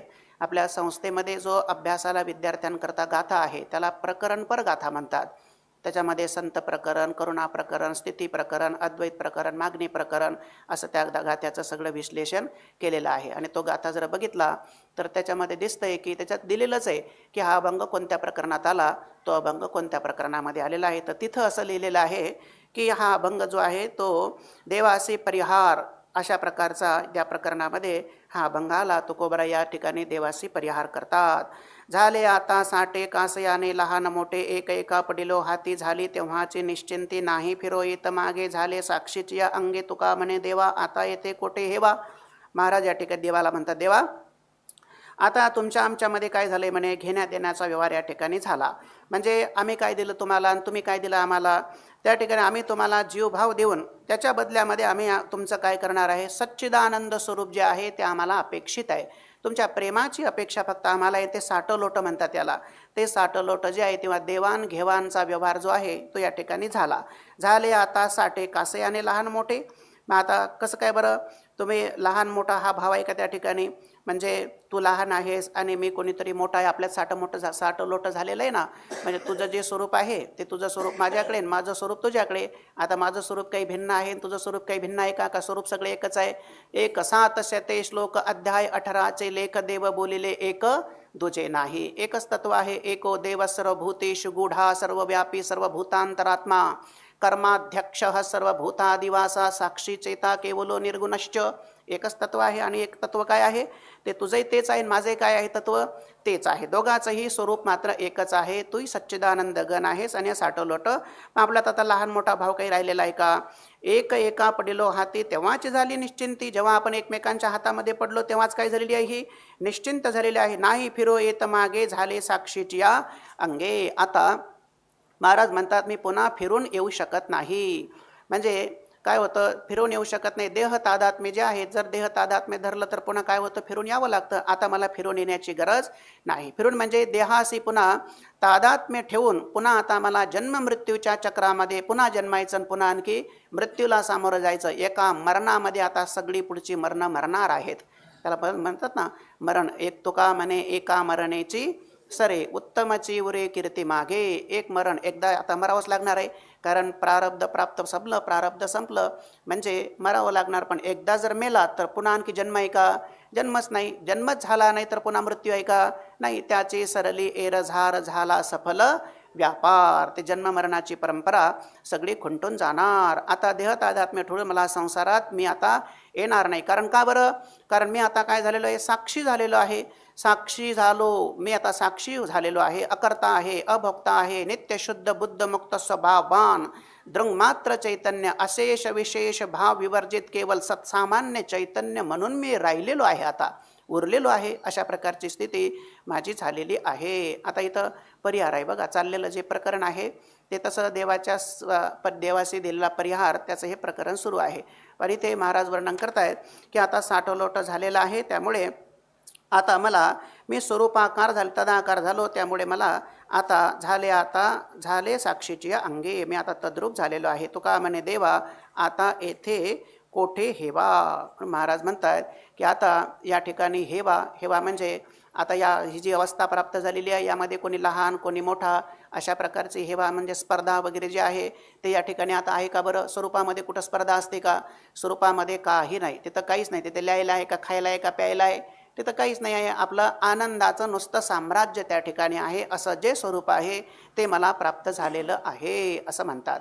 आता पुन्हा महाराजांनी या ठिकाणी वर्णन केले की देह कसा आहे, म्हणजे देहाशी तादात्म्य जर जखडल्या गेलं, मी देह म्हणता ब्रह्महत्या कोटी असं महाराजांनी लिहिलं आहे. म्हणजे देहाशी तादात्म्य जर जडलं तर काय काय परिणाम घडतात त्याचंही विश्लेषण केलं आहे बघा. उपदेशपर प्रकरणातला हा भंग, इथून 2-3 पुढच्या भंग जे आहेत त्या भंग उपदेश प्रकरणामध्ये आहे असं नत्तूसिंग बाबांनी लिहिलेलं आहे.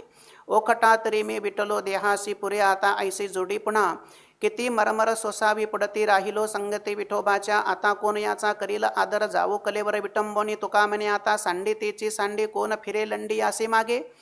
ओखटा तरी मी देहासी विटलो, देह हा वाईट आहे, देह तो पाचाचे झाले, कर्माच्या गुणे गुंतले, भवतसे चाके सुदले जन्म मृत्यूच्या.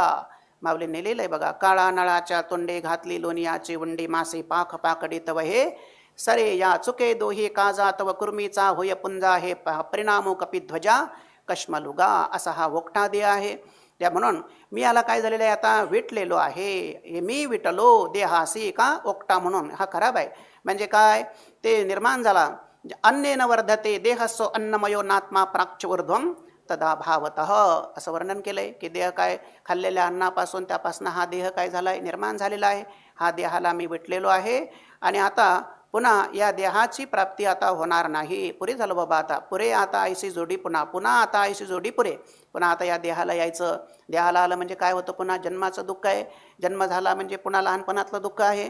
लहानपण झालं पुन्हा आणखी तारुण्यामधलं दुःख आहे. तारुण्यामध्ये सुद्धा एखादा कष्टित विषय जर प्राप्त झाला नाही तर किती वेदना असतात, हे काय पाठात सांगितल्या पाहिजे का? तारुण्यातही दुःख आहे. पुन्हा वृद्धापकालाला मातार्पणाला अंगम गलितम पलितम मंडम जातम विहीनम दशनम तुंडम वृद्धो याते गृत्वा दंडम तदपि न मंचत्याशा पिंडम.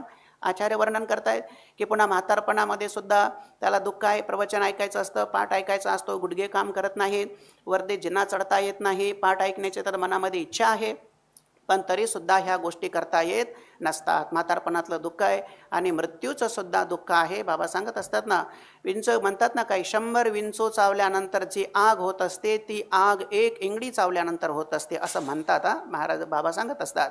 आणि अशा 1000 इंगळ्या चावल्यानंतर ज्या वेदना होतात त्या वेदना आसन्न मरण असलेल्या माणसाला होत असतात, म्हणजे मृत्यूच्या शय्येवरती पडलेल्या माणसाला होत असतात.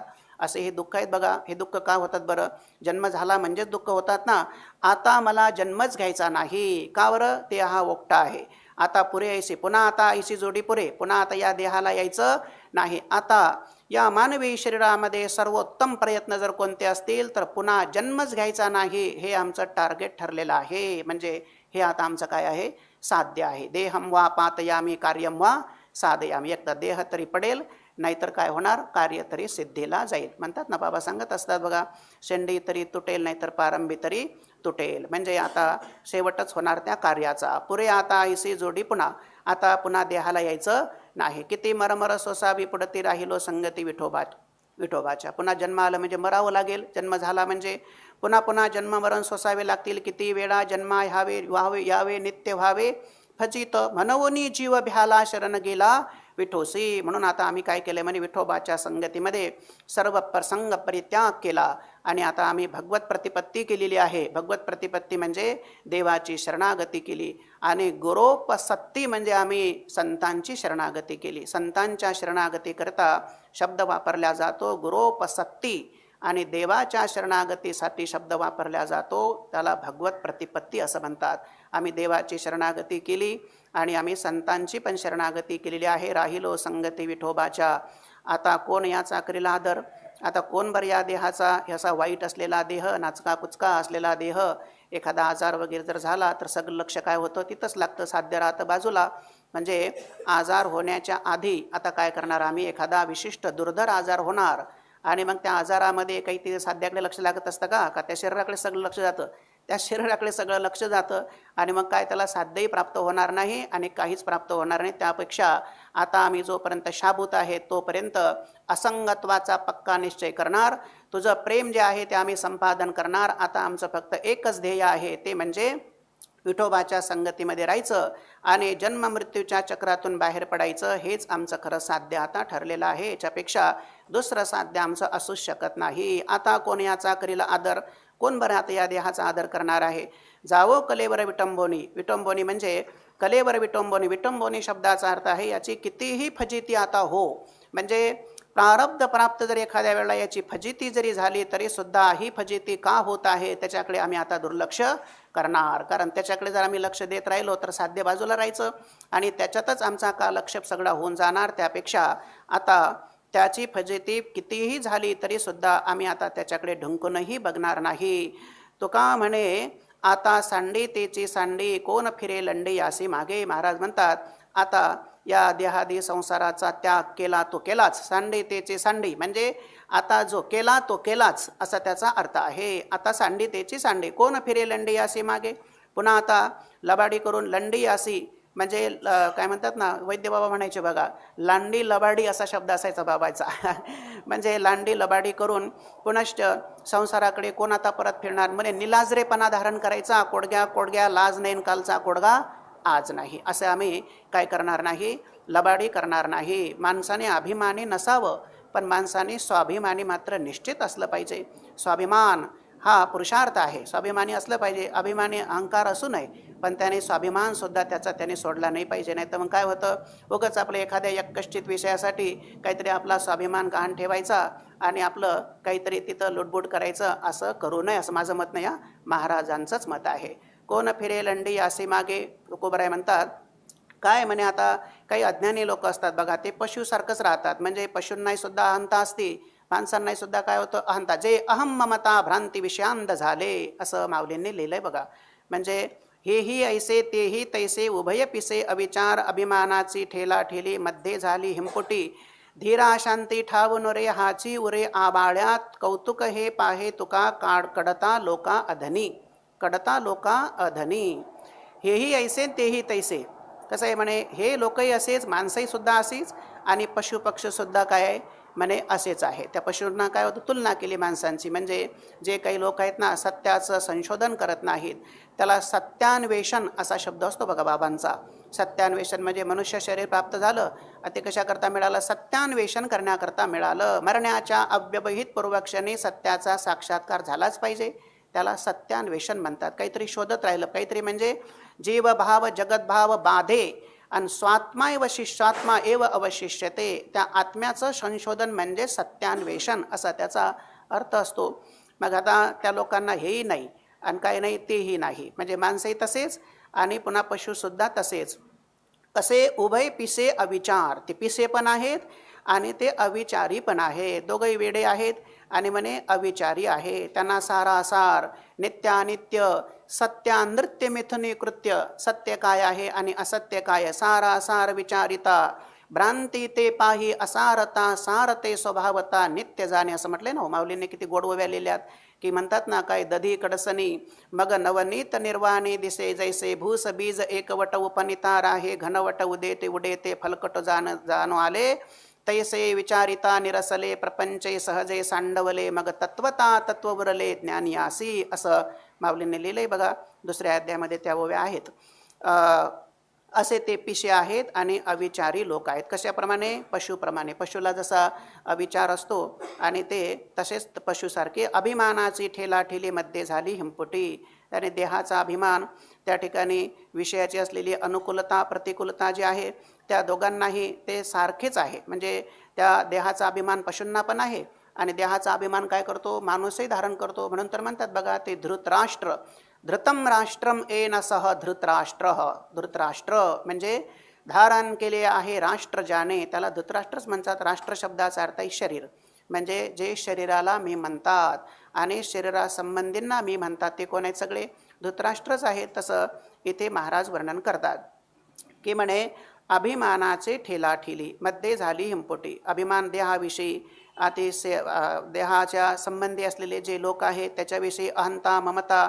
अहंता ममता इथे दुःखास्पदे द्वे असं म्हटलेलं आहे.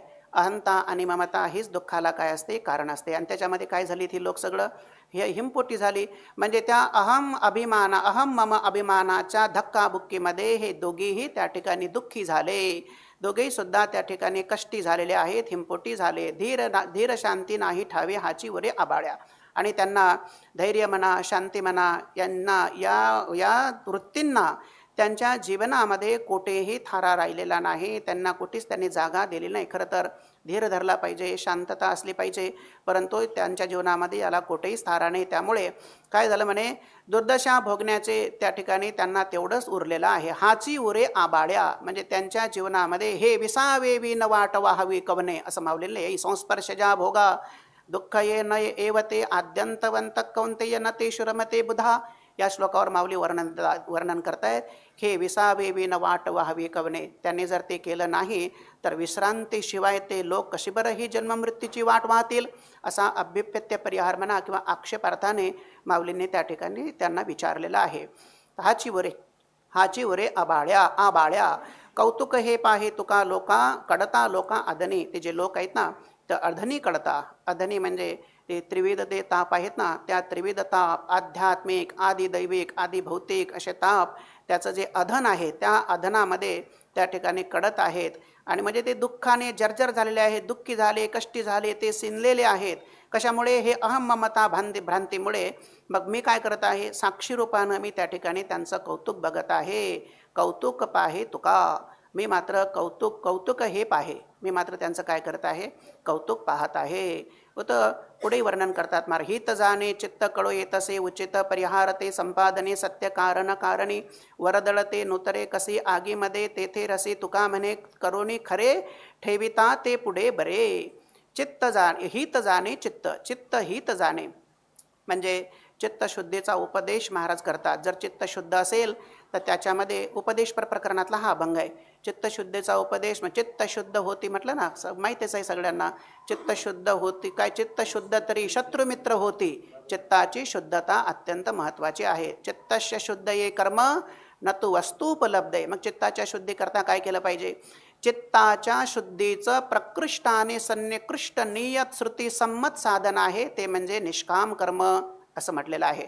निष्काम कर्म म्हणून तर म्हटलंय कुर्वन्नेवेह कर्माणि जिजविषेच्छतं समहा एवं त्वयि नान्यथे तोस्ती न कर्म लिप्यते नरे. म्हणे जगण्याची इच्छा आहे का? कर्म करा.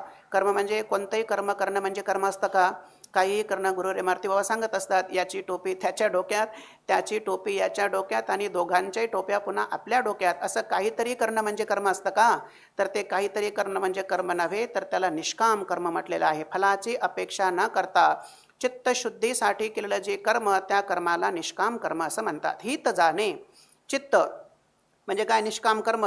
आणि निष्काम भक्ती जर केली तर त्याने काय होतं म्हणे? चित्त जे आहे ना ते कळतं त्याला. चित्त हित जाणे. चित्ताला हित कळतं.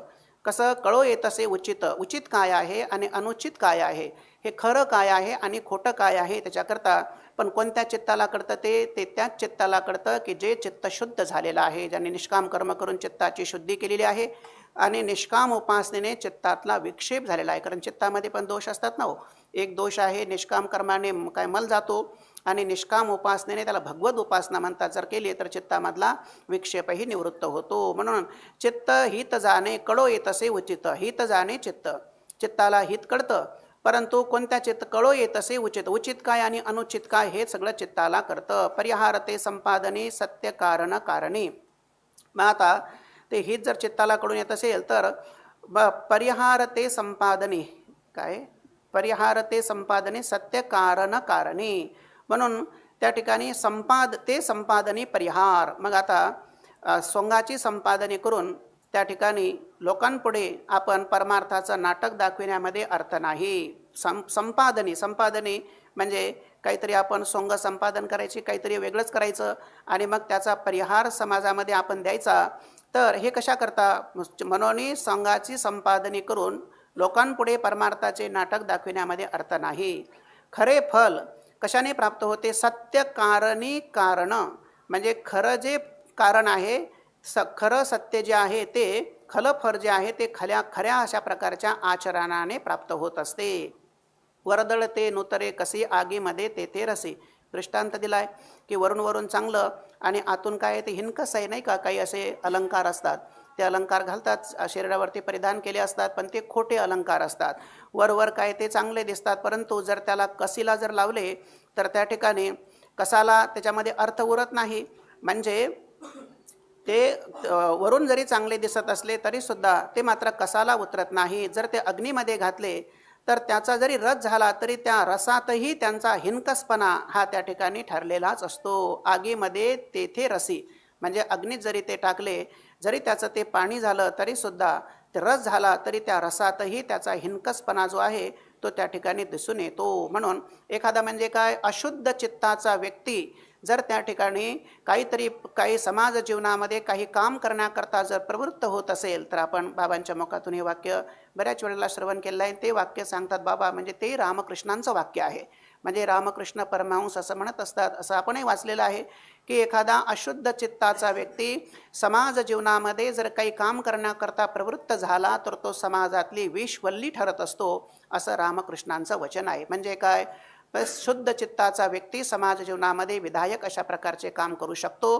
तुकोबराय या ठिकाणी वर्णन करतात की अशुद्ध चित्त आहे, चित्त शुद्ध झालेलं नाही आहे, आणि मग तो व्यक्ती काय, संपादनी आणि ते परिहार, म्हणजे संपादन करतो. काय, अशुद्ध चित्ताच्या व्यक्तीने अनेक गोष्टी संपादन करून समाज जीवनामध्ये कितीही यथेच्छ परिहार, म्हणजे चांगल्या गोष्टी जरी त्याने पण चित्त शुद्ध राही ना, तर त्याने ते कितीही करण्याचा प्रयत्न केला तरी सुद्धा महाराज म्हणतात त्याचा काहीही उपयोग होत नाही. ते वेळ कशेला, जेव्हा परीक्षेची वेळ येईल, जेव्हा अंतिम परीक्षा देण्याचं त्याला संधी प्राप्त होईल, तेव्हा मात्र त्या परीक्षेमध्ये काही तो पास होऊ शकत नाही. मग महाराज म्हणतात हे कशा करता करायचं बरं? म्हणजे समाज, म्हणून तर माऊलींनी प्रार्थना केली बघा, वर्षत सकळ मंगली ईश्वरनिष्ठांची मांदी याळी अनवरत भूमंडळी भेट तू या भूता. ईश्वरनिष्ठांची मांदी याळी म्हणजे आत्म्याची परिच्छन्नता आणि ब्रह्माची परोक्षता ज्यांची निघून गेलेली आहे, अशा प्रकारचा देदीप्यमान, तेजस्वी, ओजस्वी, प्रतिभा संपन्न आणि प्रातिभानुभूतीने संपन्न असलेला तेजाळ महात्मा समाजाला सदैव भेटत राहो. ईश्वर वर्षत सकळ मंगळी, सकल मंगल्याचा वर्षाव करणारी ईश्वरनिष्ठ संतांची मांदी याळी सतत या समाजाला सदैव भेटत राहो, असे माऊलींनी एक गुरुजींकडे प्रार्थना केली. पण कोणती मंडळी म्हटले?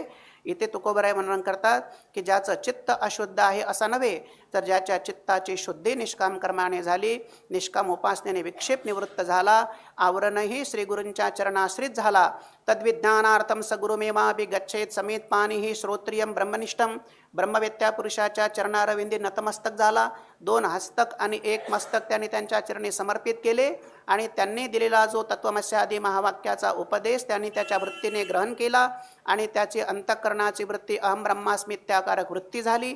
त्या वृत्तीमध्ये प्रतिफलित झालेलं विशेष चैतन्याने अज्ञानाचा नाश केला आणि अज्ञान कार्याचा त्याच्या बाध झाला. असा जो तेजस्वी प्रतिभावान व्यक्ती आहे तो व्यक्ती समाजाला सदैव भेटत राहावा, असे निवृत्तीनाथ महाराजांकडे माऊलींनी प्रार्थना केलेली आहे.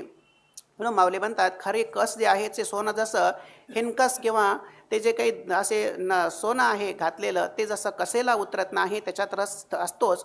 तुका म्हणे करुणी खरे ठेविता ते पुढे बरे. म्हणून महाराज म्हणतात खरे करुणी ठेविता ते पुढे बरे. म्हणजे काय, खरं करून ठेवता म्हणजे चित्ताची शुद्धी करणं अत्यंत गरजेचे आहे बाबा. म्हणजे अगोदर आपण चित्ताची शुद्धी केली पाहिजे आणि चित्ताच्या शुद्धीच्या नंतर मग आपलं पुढे बरे. मग पुढे आता बरे म्हणजे पुढे मग आता जे करायचं आहे ते आता करूया. पण मूलभूत आहे पहिल्यांदा चित्ताच्या शुद्धी, आणि ती चित्ताची शुद्धी ज्याने होते ते श्रुतीसम्मत प्रकृष्ट सन्निकृष्ट अशा प्रकारचं त्याचं नियत साधन काय आहे ते निवडलं पाहिजे आणि त्या साधनाने आपण चित्ताची शुद्धी केली पाहिजे, असं महाराज या ठिकाणी वर्णन करतात. आता देह हा कशा करता दिला त्याचंही विश्लेषण या ठिकाणी करतात. देवे दिला देह भजना गोमटा, तो या झाला फाटा बाधिकेचा, ताठोनिया मान राहिली वरती, अहंकारा हाती लवो नेदी, दास म्हणावया नवडे रसना, स्वैरवचना वासोगळा, तुका म्हणे कोठे ठेवावा विटाळ स्नानेची निर्मळ व्हावयासी. हा जो देह दिला मनुष्य शरीर, हा काय विटाळाचं ते आळच आहे, शरीर विटाळाचे आळे, असा महाराजांनी सुंदर अभंग लिहिला. मग आता याला निर्मल जर करायचं असेल तर याला तुम्ही किती स्नान घातले आणि कोणताही साबण लावला तरीसुद्धा देहाची जी अशुद्धी आहे ते साबणेने जाणार नाही. हा देह शुद्ध करावा असं जर वाटत असेल तर त्याच्याकरता भगवत भजन केलं पाहिजे, भगवत प्रतिपत्ती केली पाहिजे, देवाची शरणागती केली पाहिजे आणि त्याने हा देह जो आहे तो शुद्ध होत असतो, असा विचार तुकोबरायांनी या अभंगामध्ये सांगितलेला आहे.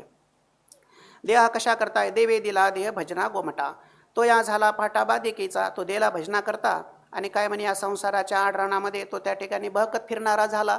म्हणजे वस्तू दिली एकाकरिता आणि काय ते त्याचा उपयोग चाललाय दुसऱ्याकरता. जी वस्तू ज्याच्याकरता दिली त्या वस्तूने ते साध्य प्राप्त केलं पाहिजे आणि जी वस्तू ज्याच्याकरता दिली नाही त्या वस्तूने ते साध्य प्राप्त करता कामा नये. मनुष्य देह जर सत्याच्या साक्षात्कारासाठी दिला असेल तर त्याने सत्याचा साक्षात्कार हाच करून घेतला पाहिजे. बरोबर आहे ना? गुरु रे मारुती बाबा एक गोष्ट सांगत असतात, पण आता वेळ जाण्याची शक्यता आहे. गोष्ट आहे बघा, आठवली मला गोष्ट, पण आता जाऊ द्या. देवे दिला देह भजना गोमटा. त्याने ती देह जो आहे तो भजना करता दिलेला आहे. म्हणजे बाबा सांगत असतात ना, गोष्ट नाही सांगत दुसरं सांगतो, मारुती बाबा सांगत असतात त्याला ओभं मॉडल असं म्हणत असतात बाबा. हे मानवी शरीर म्हणजे ओभं मॉडल. म्हणजे असं एक शरीर दिलं म्हणले की असं शरीर नाही दुसरं, मानवी शरीरासारखं दुसरं शरीर नाही. किती सुंदर त्याला त्याचा मेरुदंड जो आहे त्याला आपण पाठीचा कणा असं म्हणतो. ते कसा असा सरळ कणा आहे पाठीचा, म्हणजे त्याला मेरुदंड सरळ आहे. असं मानवी शरीर असं सोडून, मनुष्य शरीर सोडून या जगामध्ये माणसाच्या शरीरासारखं दुसरं शरीर आहे का? देवांते विनोदानी बाबा म्हणत असतात की असा सरळ मेरुदंड दिला माणसाला. आता सरळ मेरुदंड दिल्यानंतरही जर तो आडवा वागत असेल तर हे काय मेरुदंड सरळ दिला त्याचा दोष आहे का? असं हे मानवी शरीर आहे. देवे दिला देह भजना गोमटा. देवाने हा देह भजन करण्याकरता दिलेला आहे. पण आता झालं काय म्हणे, आड रानामध्ये फिरतो. म्हणजे काय, ज्याचं चिंतन करायचं नाही त्याचं चिंतन करतो आणि ज्यांचं चिंतन करायला नाही पाहिजे त्याचं चिंतन करीत नाही. बरोबर आहे ना? ध्यायतो विषयान पुंसः संगस्तेषुपजायते संगात संजायते कामः कामात क्रोधो भिजायते. किती मोठा अनर्थ होत असतो. आणि पुन्हा त्याच्याकरता दिले कशाकरता? भगवत भजन करण्याकरता हे शरीर दिलेलं आहे. मग आता काय करतोय तो दिलं शरीर, त्याचं मूल्य नाही कळालं ना. बाबा म्हणत असतात एखादी गोष्ट मिळालेली आहे वस्तू, त्या मानवी शरीराचं मूल्य ज्या लोकांना कळालं असं ते म्हणत असतात. बरं का, मी फक्त अनुवाद करतो कारण त्याचं ते मलाही कळलं अशातला काही प्रकार नाही. कळलंय म्हणजे हे म्हणण्याचाही मला अधिकार नाही, म्हणजे मला कळलं नाही हे म्हणण्याचा अधिकार मला नाही आहे. म्हणजे बाबा सांगत असतात असं की ज्यांना ज्यांना मानवी शरीराची किंमत कळाली ती माणसं त्यांच्या जीवनातला एक सेकंदसुद्धा व्यर्थ घालवत नाहीत. असं परमवंदनीय प्रातस्मरणीय परमपूज्य श्री मारुती बाबांचं हे एक वाक्य असतं. आपल्या सगळ्यांना जे वाक्य श्रुत आहे, जे वाक्य माहितीच आहे. ताठोनिया मान राहिले वरती अहंकारा हाती लावून दिमाता. काय करतो म्हणे, हा देह मिळाला कशा करता? अहंकाराच्या हातात हा देह सापडल्यामुळे. अहंकारा हाती लवोने दे. अहंकाराच्या हातात सापडला मग लवोने दी. मग काय होतंय म्हणे, ते त्या ठिकाणी तो लवोने दे कुठेही तो वाकत नाही. ताठोनिया मान राय मग आठवणी वेठोनी बांधिला मंडासा, असं काही म्हणजे महाराजांनी दृष्टांत दिला. अशा प्रकारचा ताट राहतो बघा. काय, कारण अहंकाराच्या ताब्यात सापडला. मनुष्य एकदा जर अहंकाराने जर घाला घातला तर मग त्याची कुठपर्यंत दशा होते ते काय आता सांगण्यासारखं नाही. तो अहंकार मग काय करतो म्हणे, अहंकारा हाती जर सापडला तर तो दास म्हणावया नगवडे रसना स्वैरवचना वासो गळा. दास म्हणण्यासाठी मी अमुक अमुक व्यक्तीचा दास आहे असं नाही. काय अडचण आहे का म्हणायला, मी बाबा या गुरुजींकडे जात असतो, मी आपलं त्या गुरुजींकडे थोडंसं श्रवण केलेलं आहे, काही अडचण नाही म्हणायला. पण आता अहंकाराचं भूत मानगोटीवरती बसलेलं आहे ना, त्याच्यामुळे मग आता मी कोणाचा दास आहे, मी कोणाचा शिष्य आहे, उलट तो असं म्हणतो की म्हणले तुम्ही कुठं शिकलात? मला आम्ही बाबा आळंदीला जोग महाराजांच्या संस्थेचे आम्ही विद्यार्थी असं आम्ही सांगतो म्हणजे आपण सांगतो. तेव्हा तो काय म्हणतो माहीत आहे का, मला आपण कुठल्या संस्थेमध्ये वगैरे गेलो नाही बरं का. म्हणले महाराज आपण आहे ना असं म्हणले आमच्या परंपरेमध्ये गुरु मानत नाहीत. कसं वाटतं वाक्य तुम्हाला? आमच्या परंपरेमध्ये गुरु मानत नाहीत. मग तुमची परंपरा आणि आमच्या परंपरेत पुन्हा परंपरा मानत नाहीत. म्हणजे गुरु परंपरा आमच्या परंपरेत मानत नाहीत. म्हणजे वदतो व्याघाताने युक्त वाक्य आहे की नाही. भाषे म्हणणारे ताटूर का बरं असं बोलल्या जातं? कारण अहंकाराचं भूत संचरलेलं आहे, त्याच्यामध्ये त्या भूताने संचार केला. त्यामुळे काय होत नाही, गुरुच्या ठिकाणी आपण पाया पडावं त्यांच्या. जेणे हा जीव दिला दान तयाचे, करीन चिंतन जगत जीवन नारायण गाईन गुण तयाचे. सुबह उठके राम रघुनाथा, मात पिता तुम्ही चरणऊ माथा. ज्यांनी जन्म दिला त्यांच्या पायावरती नतमस्तक व्हायला काही अडचण आहे का? ज्यांनी ब्रह्मविद्येचे 2 धडे दिलेले आहेत त्यांच्या पायावरती डोकं ठेवायला काही अडचण आहे का? पण तरीसुद्धा नाही.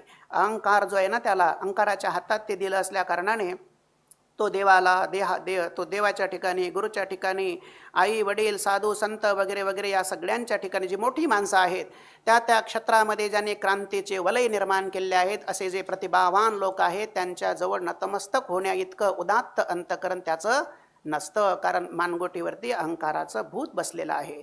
अहंकारा हाती लवणे दे, दास म्हणावया नवडे तुका म्हणे कोटे ठेवावा, विटाळ स्नानेची निर्मळ व्हावयासी. महाराज म्हणताय की असा निर्मळ होण्याकरता हा देहाचा विटाळ ठेवावा तरी कुठे नेमका? म्हणजे कसा विटाळ जाईल हा देहाचा? या देहाला कोणती साबण लावल्यानंतर याचा विटाळ जाणार आहे का? स्नान वगैरे करून तुम्ही किती जरी निर्मळ झाले तरी देहाच्या विटाळाचं जे साम्राज्य आहे, या देहाचं विटाळाचं जे आगर आहे, ते आगर मात्र नष्ट होणार नाही. अर्थात देवाचं भजन केल्याशिवाय या देहाचा जो विटाळ आहे तो विटाळ जात नाही. म्हणजे देवाचं भजन हेच शरीराचं विटाळ जाण्याचं काय आहे, एक प्रभावी माध्यम आहे. म्हणजे भजन करा म्हणजे देहाचा काय जाणार, विटाळ जाणार. असा हा देह आहे. काय करू पोरा लागली चट, धरी देवळाची वाट, सांगितले नेघे कानी दुजे मने विठ्ठल काम करी न करी धंदा, येते सदा दुश्चित आमची कुळी नव्हते ऐसे, हेची पिशे निवडले लौकिकाची नाही लाज, माझे मज पारिके तुका म्हणे नरका जाणे या वचने दुष्टांच्या. आता दुष्ट बाप कसा असतो? म्हणजे एखाद्याला कुटुंबातच संस्कार झालेले नसतात बरं का, आणि मग ते कुटुंबात संस्कार झाले नाही, कधी साधू संतांचा संपर्क नाही, म्हणून बाबा सांगत असतात एक तरी जीवनामध्ये संत असावा, एखादा पंथ असावा, एखादा मंत्र असावा आणि एखादा तरी ग्रंथ असावा. मग आता असे जे काही वडील असतात त्या वडिलांना कधी साधूचा संपर्क झालेला नाही, कधी काही शास्त्रग्रंथाचं श्रवण केलं नाही, काही कोणाच्या उत्तुंग विचार ज्याचे आहेत, अयम निजो वा परो इति गणना लघुचैतसा मुदार चरितानांतु वसुधैव कुटुंबकम, हे संकल्पना ज्याने अस्तित्वामध्ये आणली अशा तेजस्वी पुरुषाचा संपर्क ज्याने कधी जीवनामध्ये केला नाही, असे जे काही वडील आहेत त्याचे विचार कसे असतात त्याचा परामर्श महाराजांनी या अभंगामध्ये घेतलेला दिसतो. काय पोरा लागली चट, आमच्या पोराला काय चट लागली, म्हणजे या पोराला फारच म्हणे भजनाची आवड लागली. धरी वाट देवळाची, सारखी देवळाची वाट धरते. म्हणजे उठलं सकाळी की पुन्हा देवळात, बरोबर, उठलं सकाळी की ज्ञानेश्वरी ग्रंथ, उठलं सकाळी पुन्हा गाथा भागवत ज्ञानेश्वरी सारखी पारायण करीत बसतो. धरी वाट देवळात, सांगितले नेके कानी, आम्ही त्याला जे सांगतो ते आमचं कानाने सुद्धा ऐकत नाही. आणि म्हणे दुसरं जे आहे ना, दुसरं कोणतंही त्याला काम सांगा एखादं, आमचं काम ते कोणतंच ऐकत नाही. मनात सदा त्याच्या काय असतो, विठ्ठल असतो, सारखं तो देवाचं चिंतन करीत राहतो. असे काही लोक होते बघा पूर्वी, बाबांकडे एक व्यक्ती यायचे बघा, आता असा नावाचा उल्लेख करू नये, आपलं ऑनलाईन प्रवचन असतं ना, हे जे बाबांकडे एक व्यक्ती यायचे, पण नाव सांगतो त्यांचं, ते बेल्ल्याचे होते बघा, भागोजी बाबा म्हणून होते. काय होतं, ते सारखे आहे ना, ते बोलायला जरी लागले तरीसुद्धा विठ्ठल विठ्ठल म्हणायचे. मग तुम्ही काही पण बोला त्यांच्याबरोबर, ते तुमच्याशी असं बोलताना असं बोलतच नव्हते, काहीतरी तुम्हाला काही विचारायचं, असं काहीतरी तुम्हाला काहीतरी उत्तरं द्यायची असं नाही, तुम्ही प्रश्न करायचा आणि ते त्याला एवढंच बोलायचे फक्त विठ्ठल विठ्ठल विठ्ठल विठ्ठल असे सारखे जाताना बाबांकडे त्यांचं सातत्यानं जाणं येणं पूर्वी असायचं. म्हणजे काय, सारखं आहे ना हे विठ्ठल विठ्ठल विठ्ठल विठ्ठल अशा प्रकारच्या मंत्राचा जप करते. असा नावानिशी उल्लेख खरं करू नये, पण बोलता बोलता तो उल्लेख झाला. काम घरी न करी धंदा, येथे सदा दुष्टित, घरामध्ये काही कामधंदा करीत नाही, काही नाही. आणि या ठिकाणी काय म्हणे, सारखा तो कामधंदा वगैरे सोडून दिला आणि येथे दुष्टित म्हणजे उदास होऊन अशा प्रकारचा बसतो. ऊर्ध्वासन, उदास शब्दाचा अर्थ असा नाही, म्हणजे असा तो त्याच्या महिमेमध्ये असतो. जसं म्हणतात ना, बाबा सांगत असतात की ते रामदास स्वामी एका कोनोड्यामध्ये बसले. म्हणजे त्याच्या रामदास स्वामीजींच्या आईंनी विचारलं, म्हटले राम काय करतोस, त्या कोनोड्यात ते बसलेले आहे. मग त्या रामदास स्वामींनी सांगितले, म्हटले आई चिंता करीतो विश्वाची, मला विश्वाची चिंता आहे. मी ते का घरी त्या ठिकाणी उदास होऊन बसतो. उदास होऊन बसतो म्हणजे तो त्या ठिकाणी त्याच्या चिंतनामध्ये तो गर्क झालेला असतो, तो भगवत चिंतनामध्ये असतो. जागृती स्वप्न सुषुप्ती नाठवे रूप पाहता आनंदी आनंद साठवे. पण त्याच्याबद्दल वडिलांचे विचार कसे असतात ते सांगतात ना. आमचे कुळी नव्हते ऐसे हेच पिसे निवडले. आमच्या कुळामध्ये असं काही नव्हतं म्हटले बाबा. हे भजन कीर्तन वगैरे आहे ना, आता आम्ही तर काहीच्या आधी आमचे वाड वडील पूर्वज पंजोबा खापर पंजोबा यांनी कधी आमच्या घरात टाळ वगैरे काही ठेवला नाही आणि कधी आमच्या घरात मृदंगही पण नव्हता. पण हे आमच्या कुळामध्ये असं आहे ना, हे जन्माला आले म्हणले की त्या ठिकाणी भजन कीर्तनाचं वेळ तर नव्हतंच, पण हाच एक आमच्या कुळामध्ये आहे ना अशा प्रकारचा निवडल्या गेला आणि हा या ठिकाणी जन्माला आलेला आहे. आमची कुळी नव्हते ऐसे लौकिकाची नाही लाज माझे मज पारिके. लोकांची सुद्धा याला काही लाज वाटत नाही, कपाळाला गंध लावतो. आम्ही सुशिक्षित एज्युकेटेड लोक आहोत. आमच्या पाठीमागे नावाच्या पाठीमागे 10 डिग्री आहेत. समाज जीवनामध्ये आमची प्रतिष्ठा आहे, आमचं नाव लौकिक आहे. 10 खेड्यांमध्ये आम्हाला लोक ओळखतात. आम्ही बाहेर जरी आलो तरीसुद्धा आम्हाला लोक नमस्कार करतात. आणि हे आमच्या कुळामध्ये असं कार्ट जन्माला आलं, कपाळाला गंध लावते आणि गळ्यामधल्या माळी शर्टाच्या आत ठेवत नाही, तो बाहेर काढून ठेवतो आणि गल्लीमध्ये फिरतो. आणि हा आमचा आहे ना बघा, याने आमचा सगळा इज्जतीचा पंचनामा केला. कोण म्हणतोय? असा दुष्ट असलेला बाप, ज्याला कुटुंबामध्ये संस्कार मिळालेले नसतात. शिक्षणाचे काही प्रकार असतात. त्या BEdला असतं बघा, ते एक टॉपिकच असतो, एक सहज शिक्षण, एक औपचारिक शिक्षण आणि एक अनौपचारिक शिक्षण.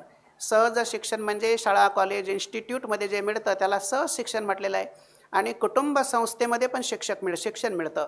म्हणजे आईकडून मिळालेलं, वडिलांकडून मिळालेलं शिक्षण, आजोबाकडून मिळालेलं शिक्षण त्याला म्हणतात अनौपचारिक शिक्षण. आणि सहज शिक्षण म्हणजे मीडिया वगैरे इत्यादिकांच्या माध्यमातून जे शिक्षण मिळत असतं त्याला सहज शिक्षण म्हणतात.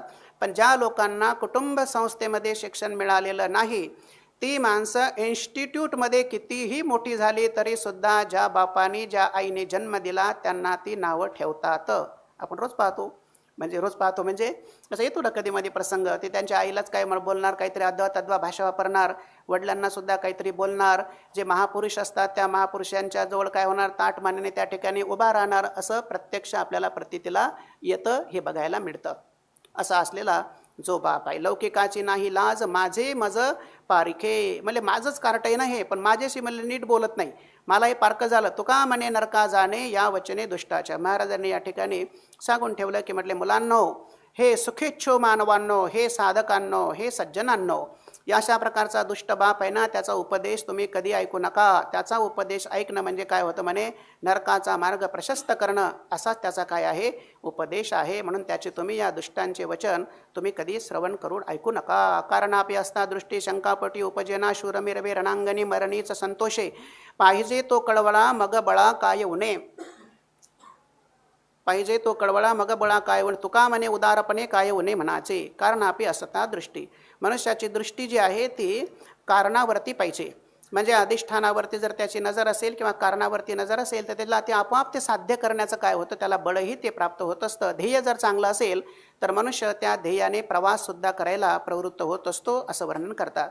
कारणावर दृष्टी येतील शंका मनामध्ये शंका शब्दाचा अर्थ भीती वगैरे जे आहे, म्हणजे मला हे प्राप्त होईल की नाही, मला ते प्राप्त किती दिवसात प्राप्त होईल याची त्याला भीती जी आहे ना, म्हणजे फलाकडे दृष्टी जर असेल तर त्याच्या मनामध्ये भय निर्माण होत नाही. दृष्टांत दिला, ते जे शूर पुरुष आहेत, शूर मिरवे रणांगणे, म्हणजे एखादा शूर रणांगणामध्ये त्या ठिकाणी शोभून दिसत असतो, त्याला युद्ध करता करता मरण जरी त्या ठिकाणी आलं तर त्या मरणामध्ये सुद्धा काय होतो, तो संतोष व्यक्त करीत असतो. म्हणजे कोणतंही कार्य शेवटाला नेण्याविषयी जे आहे तो कळवळा अंतकरणामध्ये पाहिजे. मग बळा काय येऊ नये. मग त्याला जे बळ आहे, त्याला शक्ती आहे, ते त्या ठिकाणी कमी पडणार आहे का. म्हणून तुकोबराय म्हणतात जीव अर्पण करण्या इतके औदार्य असल्यानंतर मग मनाचा कमीपणा काय उरणार आहे बरं. तुका म्हणे उदारपणे काय येऊ नये म्हणाचे. उदारपणे म्हणजे माझा जीव मी त्या ठिकाणी अर्पण करण्या इतकं औदार्य असल्याकारणाने माझ्यामध्ये मनाचा जो कमीपणा आहे तो काय असणार त्या ठिकाणी. अर्थात म्हणजे साध्य जर ठरलं तर त्याच्यामध्ये कमीपणा जे आहे त्या साधनामध्ये वानवा त्याच्या ठिकाणी उणीव जी आहे ते निर्माण होऊ शकत नाही. पहिल्यांदा ध्येय चांगलं ठरलं पाहिजे. ध्येय जर क्षुद्र असेल तर त्याच्या ठिकाणी साधनंसुद्धा काय होणार, तसं होणार. म्हणून ते घुलेबाबा म्हणायचे, उचलत्या पावलाने परमार्थ करा बुवा. कारण कोणत्या वेळेला कोणताही प्रसंग येऊ शकतो, त्याच्याकरता वळकटे बांधून काय करा, जमा करून ठेवा. म्हणजे प्रसंग आला म्हणजे तुम्हाला ती वळकटी गोळा करण्याकरता जो वेळ लागेल तो वेळ तुमचा वाचणार, तो तुमचा वेळ जाणार नाही. तुम्हाला चिंतन करून ठेवा, असं त्याचा अर्थ होता वाक्यांचा. नवती हे उसने बोला आहाच फोल रंजवना अनुभवतो वरवरी नाही दुरी वेगळा पाहिजे ते आले रुची काचाकुची काशाची तुका म्हणे लाजे आड त्याची चाड कोणासी. आपला टाईम संपलेला आहे. 4-2 अभंग आहेत, मी वाचून घेतो सरळ. नवती हे उसने बोल आहाच फोल रंजवन. लोक हो, महाराज जगद्गुरु श्री तुका आपल्या स्वतःने निर्माण केलेलं जे काव्य आहे ते काव्याचा परिहार महाराज लोकांच्या समोर त्या ठिकाणी देत आहेत. माझं बोलणं जे आहे ना ते कसं आहे म्हणले, उसने अशा प्रकारचे हे बोल नाही आहे. माझं बोलणं हे कोणाचे उसने बोलणे नाही आहे. म्हणजे मी काही कोणाचं तरी टिप्पण केलं, म्हणजे कोणाच तरी मी ऐकलं आहे अगोदर आणि मग मी तुम्हाला काहीतरी सांगत आहे, किंवा सालोमालोंनी जे महाराजांचे अभंग घेतलेत आणि त्यांच्या नावावरती ते खपविलेत, असा मी आहे का? मी कोणाचं तरी काही उसनं घेतलेलं आहे का? माझं काव्य जे आहे ना हे कोणाचे उसने बोल आणलेले नाहीत. मी केलेली जी जीवनामध्ये आध्यात्मिक साधना आहे, मला आलेला सत्याचा साक्षात्कार झालेला ध्रुव सत्य, अडळ सत्य, शाश्वत सत्य आणि सनातन सत्य, ते सत्य जे गवसलेलं आहे ते सत्य शब्दबद्ध करण्यामध्ये यशस्वी झालेले महाराष्ट्रातले लोकोत्तर पुरुष, त्यांचं नाव आहे जगद्गुरू संत शिरोमणी श्री तुकाराम महाराज. ही दर्पोक्ती नाही आहे, ही अनुभव प्रस्फोटक अशा प्रकारची शब्दसृष्टी आहे आणि स्वतःचा अनुभव महाराजांनी या शब्दांमध्ये प्रतिपादन केला. असं माझं काव्य आहे. हे फोल नाही आहे म्हणजे 4 चौघांच्या लोकांच्या करमणुकीचं केंद्र आहे का हे माझे अभंग. म्हणजे तुम्हाला करमत नाही का, मग 4-5 अभंग वाचा. म्हणजे करमण्याचं न करमण्याचं हे औषध आहे का? तुम्हाला करमत नाही म्हणून टाईमपास आहे का हा? तर असं टाईमपास हे नाही आहे. माझे बोल उसने आणलेले पण नाही आहे. त्याच्यानंतर ते फोल आणि रंजवन म्हणजे ते बाष्कळ अशा प्रकारचं माझं बोलणं नाही आहे. मी करमणुकीकरता ते रचलेलं नाही आहे, ते फोल पण नाही आहे. या बोलण्याच्या पाठीमागे काय आहे? अनुभवतो वरवरी नाही दुरी वेगळा. अनुभवतो, माझ्या या बोलण्याच्या पाठीमागे अनुभव आहे. म्हणजे तो अनुभवसुद्धा असा नाही आहे, तो वरोवरी नाही दुरी वेगळा. तो अनुभव माझा वरवर नाही आहे. मी तुम्हाला काही असा माझा सामान्य अनुभव सांगत नाही आहे. हा मला आलेला अनुभव आहे. हा अयथार्थ अनुभूती नाही आहे, तर ही यथार्थ अशा प्रकारची मला अनुभूती आलेली आहे. तो वरवर नाही तर दुरी वेगळा. म्हणजे माझा सर्वांपेक्षा वेगळा, मला लोकांना जे अनुभव आहे त्याच्यापेक्षा माझा अनुभव थोडा वेगळा आहे. हा यथार्थ अनुभव आहे. हा अलौकिक अशा प्रकारची माझी अनुभूती आहे.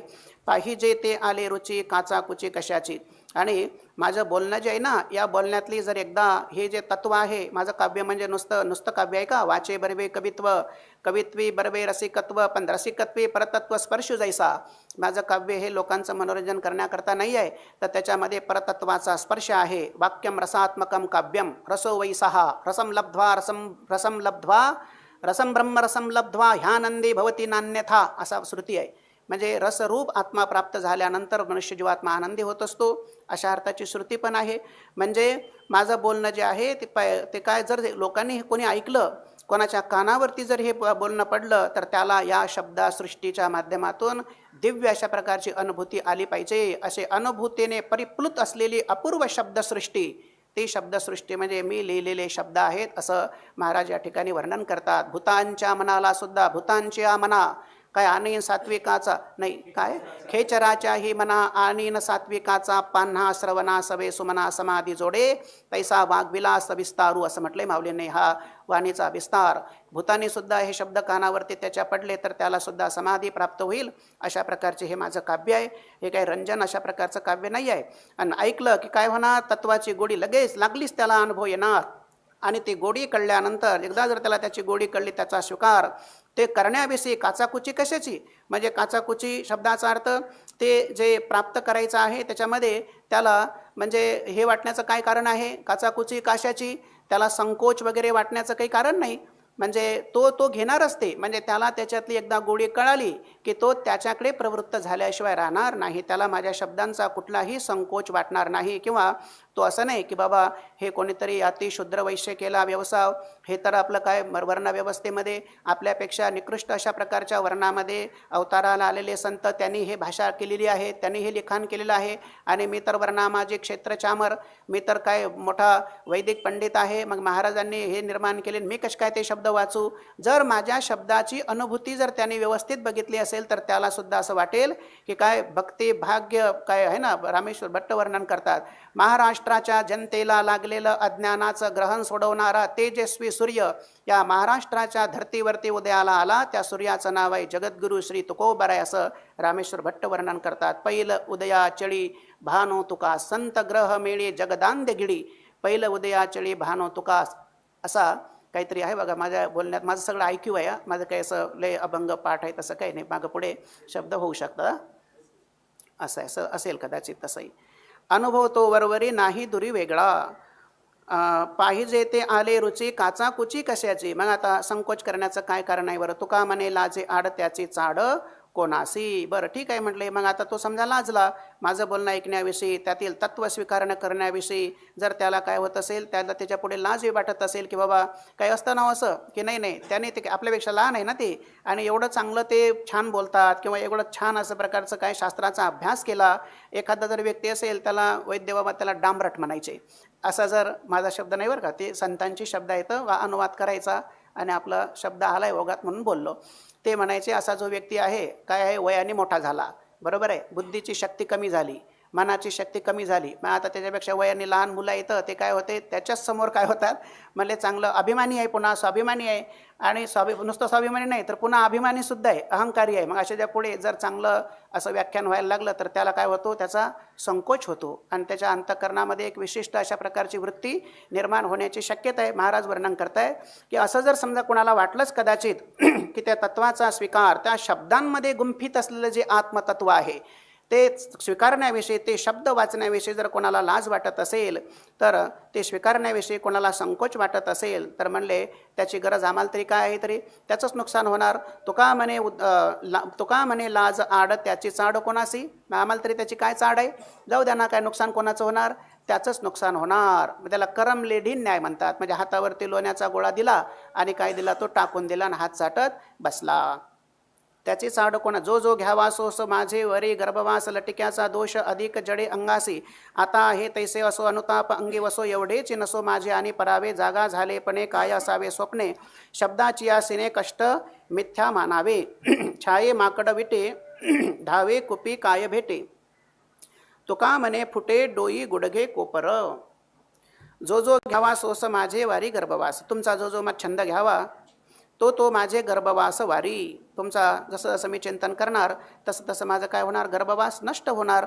आणि लटिक्याचा दोष अधिक जडे अंगासी. आणि जर दुसरंच काहीतरी मी खोटारडं अशा प्रकारचं संसारातलं चिंतन करत राहिलो, त्याच्या संगतीमध्ये जर राहिलो तर काय होणार, माझ्या अंगाला अधिक दोष त्या ठिकाणी जडणार. अधिक दोष अधिक जडे अंगासी. आता आहे तैसे असो अनुताप. पण देवा आता बघा तुमचं चिंतन आणि दुसऱ्याचं चिंतन, तुमचं चिंतन जर मी करत राहिलो तर गर्भवासाची निवृत्ती होणार.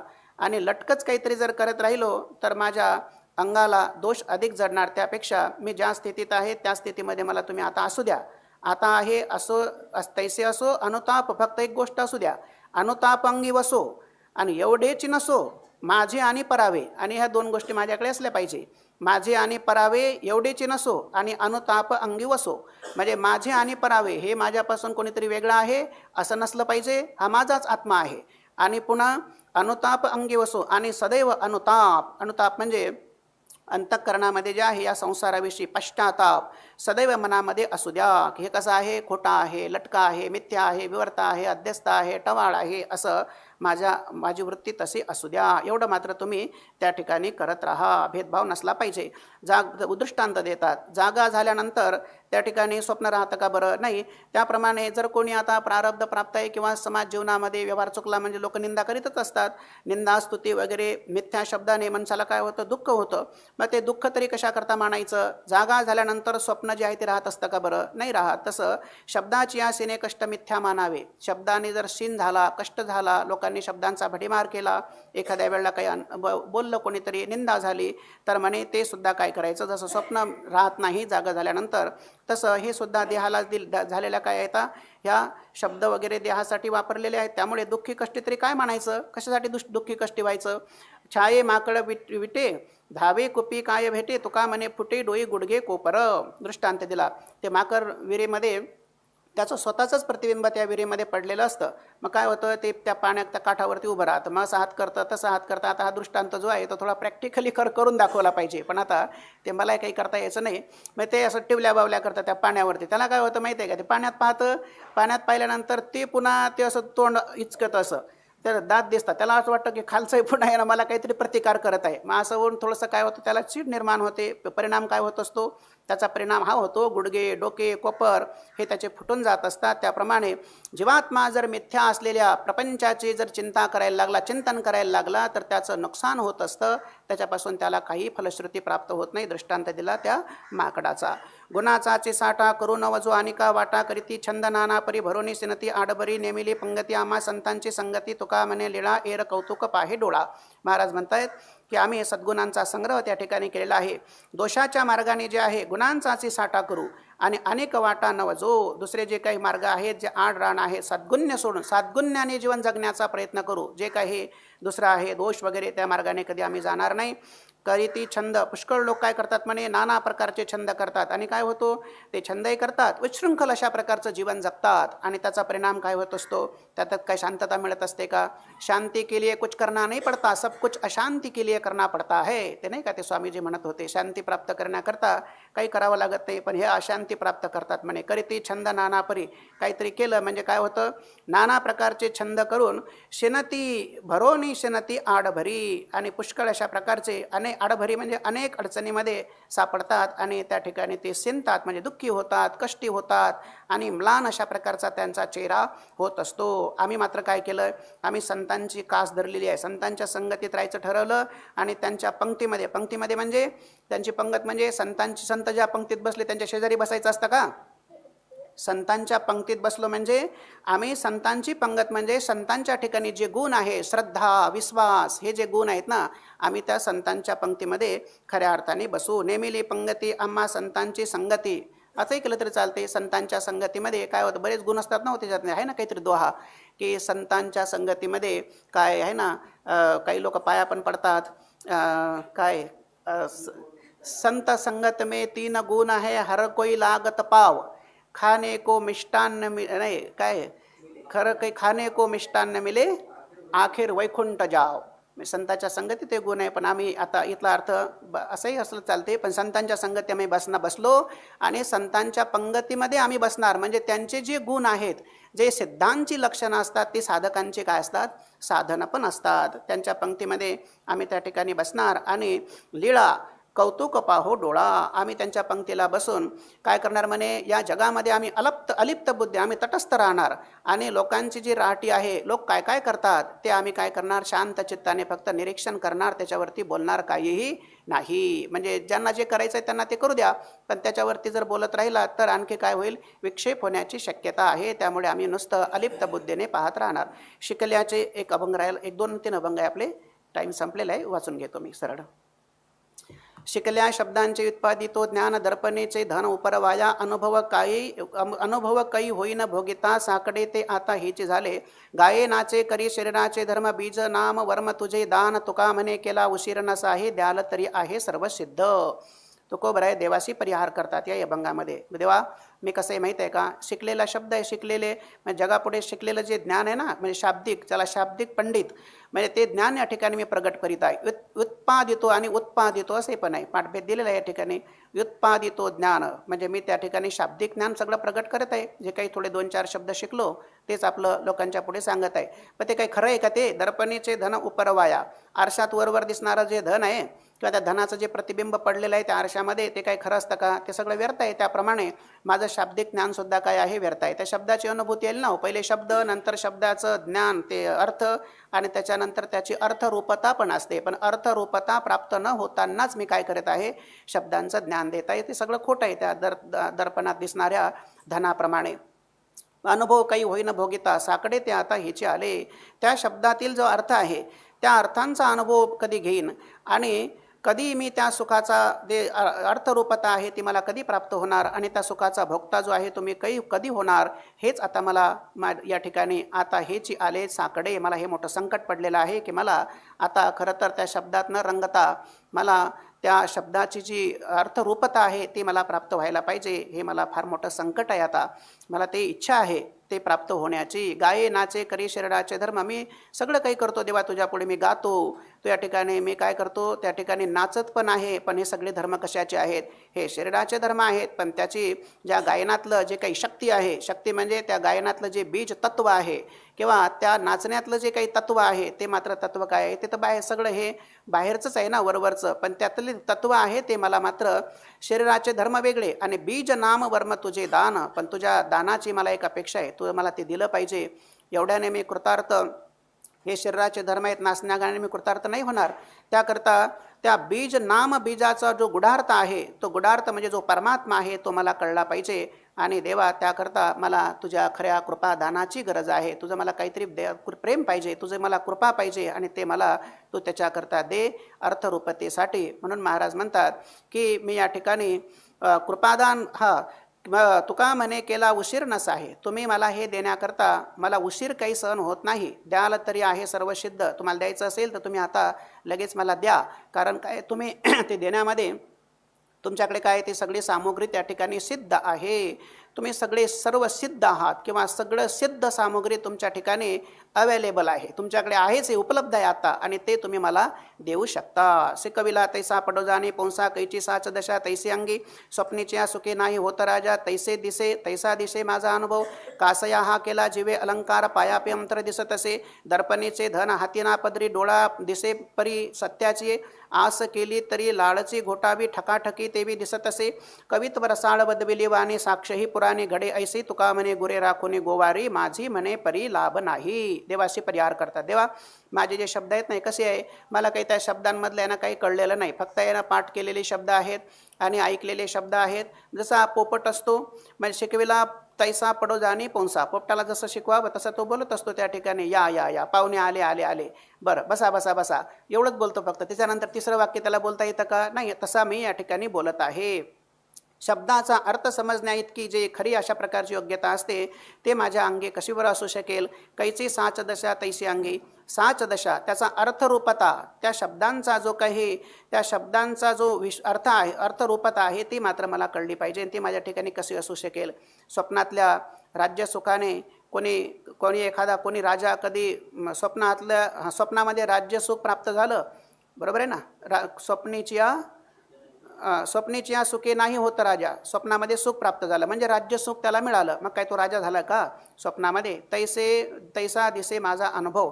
त्याप्रमाणे माझा देखील ब्रह्मानुभव असाच रीतीचा आहे. म्हणजे वरून वरून शब्द दिसतात आणि काय होतं, अनुभव मात्र मला नाही. स्वप्न पडलं त्याच्यामध्ये, स्वप्नामध्ये तो राजा झाला म्हणून काय त्याला काही सगळं सामुग्री प्राप्त होत असते, राजा होत असतो का तो? जीव त्याप्रमाणे कासया हा केला जीवे अलंकार पायासी अंतर दिसत असे. देवा कवित्वाचा जो हा अलंकार आहे ना, मी कशा करता केला बरं हा? उगाच आहे ना, आवंतोनी शत्रू करतो शिकागा असं माऊलींनी पण लिहिलंय. रसू व्हावा अतिमातृ हा घेतासी कवी मंत्रू. आवंतोनी शत्रू करीतोसी कागा अशी होवी आहे. रसू व्हावा अतिमातृ. हे वृत्तीनाथ महाराजांनी माऊलींना तिथे सावध केलं आहे की रसाचा परिपोष सुद्धा किती असावा. कारण साहित्य ठीक आहे पण त्या साहित्याचा सुद्धा रसाचा सुद्धा परिपोष किती असावा माऊली? त्याच्याकरता रसू अतिमातृ व्हावा, अतिमातृ व्हावा. हा घेतासी कवी मंत्रू. पण तू आवंतोनी शत्रू करतोशी कागा, आमंत्रित करून तू शत्रूला या ठिकाणी शत्रूला आमंत्रण देत आहे तू आणि बोलून घेत आहेस. जाऊ तिथलं ती ओवी आहे. इथे माऊली लिहितात जीवेला कवित्वाचा अलंकार मी कशा करता केला? कवित्व ज्याच्याकरता करायला पाहिजे ते तिथे राहिलं. अलंकार मी कशा करता केला आहे तर हरीचे चरण. त्या ठिकाणी काय होते, भगवान जो आहे, भगवत रूपता जे आहे त्या ठिकाणी त्याच्यामध्ये अंतर पडल्याचं दिसून येत आहे या काव्यामुळे. त्या कधी शब्द तत्व राहतं बाजूला आणि त्या शब्दांच्याच रानामध्ये काय होतं, फिरल्या जातं. अरे पण ते शब्द कशा करता चाललेले आहेत. म्हणून बघा, जाऊ द्या बरं, जास्त बोललं तर हे होईल. तर पुन्हा आपण बऱ्याच वेळेला आता काही तुलना नाही कोणाची, असं माझ्या मनातला विचार सांगतो फक्त की काय होतं, कधी शब्दांकडून तत्वाकडे जातात लोक. शब्दांच्या रानामध्ये फिरून तत्वाकडे जातात. पण बाबांचं असं सांगणं असतं पाठामध्ये, ते काही लय लक्ष देत नाही शब्दांकडे. म्हणजे काही एकच वाक्य पुन्हा आता गेलं आणि नंतर पुन्हा आणखी 15 मिनिटांनं पण ते वाक्य येऊ शकतं. परंतु ते शब्दांच्या रानातलं वाक्य नसतं, ते तत्वाला स्पर्श करणारं वाक्य असतं. काही मला तुलना नाही करायची बरं का, काही सगळी महापुरुष सत्पुरुषच आहेत सगळी मंडळी, परंतु शब्दांकडून तत्वाकडे जाणं वेगळं आणि तत्वाकडून शब्दाकडे येणं वेगळं, हा मोठा फरक प्रतीतीला समाज जीवनामध्ये महाराष्ट्र समाज पुरुषाच्या दृष्टीपथामध्ये आहे. कासया हा केला जीवे अलंकार पायासे अंतर दिसतसे, दर्पणीचे धन हातीना पदरी डोळा दिसे परी सत्याची. आरशातलं जे धन आहे त्याची काय आशा करायची, ते आरशात पडलेलं धनाचं प्रतिबिंब ते काय डोळ्याला खरं धनाप्रमाणे दिसत असतं, परंतु ते घ्यायला जर गेलं आपल्या तर हातात येत असतं का पदरात येतं, हातातही येत नाही आणि पदरात सुद्धा येत नाही, कारण धन कुठलं आहे, दर्पणातलं धन आहे. आस केली तरी लाळची घोटावी ठकाठकी तेवी दिसत असे. आरशातल्या धनाची आपण किती जरी आशा केली तर काय लाळ घोटीत बसावं लागेल, याच्यापेक्षा काय दुसरं. त्याप्रमाणे महाराज सिद्धांत हा आहे की त्याप्रमाणे कवित्व करण्यामध्ये देखील मला माझी फसवणूकच होती की काय असं मला वाटत आहे. म्हणजे याच्यामध्ये वृथायुक्षपणम भवेत हे लिहिण्यात सुद्धा किंवा अशा प्रकारचा तत्वाचा परतत्वाला तलस्पर्शी बुद्धिमत्ता प्राप्त न होताना ती शब्दांच्या रानात फिरणारी जर बुद्धिमत्ता असेल तर जीवनाचं नुकसान झालं असंच मला वाटतं, असा एक विचार महाराजांनी या ठिकाणी दिलेला आहे. म्हणजे काय, हरे रंगरी पद्मे मनश्चेन्न लग्नम षडंगादि वेदो मुखे शास्त्रविद्या कवित्वादि गद्यम सुपद्यम करोती. हरे रंगरी पद्मे मनश्चेन्न लग्नम ततक्किम ततक्किम ततक्किम ततक्किम. सगळं काही आहे म्हणले, पण काय नाही ते तेवढंच नाही, फक्त मग तेवढं नाही तर मग ते पण कशा करता येईल, त्याचा काही उपयोग आहे का, त्याचा काही उपयोग नाही. फसवाफसवी झाली म्हणले. कवित्व करण्यामध्ये देखील माझी फसवाफसवीच दिसते. तुकोबराय म्हणता, आस केली तरी लाळची ठकाठकी, कवित्व रसाळ वदविली वाणी साक्षही पुराणे घडे त्यासी. मी कवित्व केलेलं आहे, बरोबर आहे, माझ्या वाणीने रसपूर्ण अशा प्रकारचं काव्य गायलेलं आहे आणि रसपूर्व काव्य गायनाने त्या ठिकाणी भगवंताची प्राप्ती होते असं कुठं सांगितलंय म्हणे, पुराणादिकांमध्ये साक्षही पुराणे घडे ऐसी. या पुराणादिकांनी सुद्धा सांगितलंय म्हणले की तुम्ही काय करा, कवित्व करा. कवित्वाने काय होते म्हणले की त्या ठिकाणी कवित्व करण्याने म्हणजे बरोबर आहे ना, भगवंताची प्राप्ती होते. म्हणजे रसपूर्ण अशा प्रकारचं काव्य गायन जर केलं तर त्याने सुद्धा भगवत प्राप्ती होते असं अनेक पुराणांमध्ये त्या ठिकाणी प्रतिपादन केलेलं आहे. विशेषतः पुराणाचं एक नाव पण दिलं बघा गाथेमध्ये, की त्या पुराणामध्ये पण सांगितलेलं आहे की कवित्व केल्याने रसयुक्त काव्य केल्याने सुद्धा भगवत दर्शन होतं असं लिहिलेलं आहे म्हटले.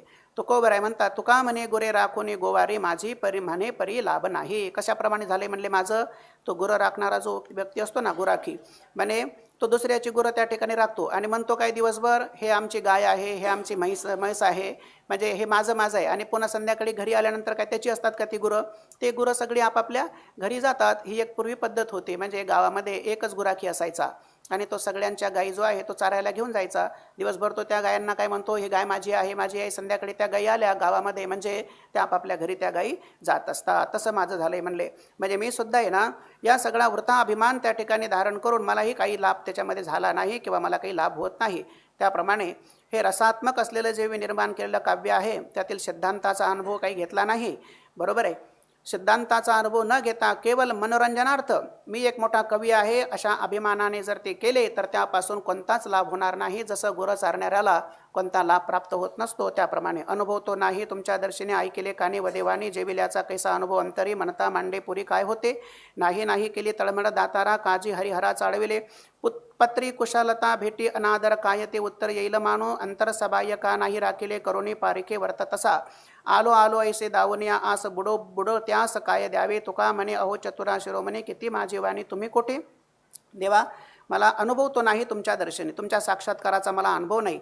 मी काय केलं आहे म्हणले, फक्त संतांच्या मुखाने देव आहे असा आहे तसा आहे अशा प्रकारचं मी कानाने ऐकलेलं आहे आणि तेच मुखाने काय वदेवानी तेच माझ्या मुखाने मी लोकांना सांगत पण आहे. कसं झालं म्हणले, हे नुसतं या अभंगामध्ये देवाशी परिहारच करतात, आपल्या काव्याच्या विशेष संदर्भ देतात. जेविल्याचा कैसा अनुभव अंतरी, जेवलोच नाही म्हणले, न जेवता मनात जेवल्याचा अनुभव कसा बरं येईल बरं.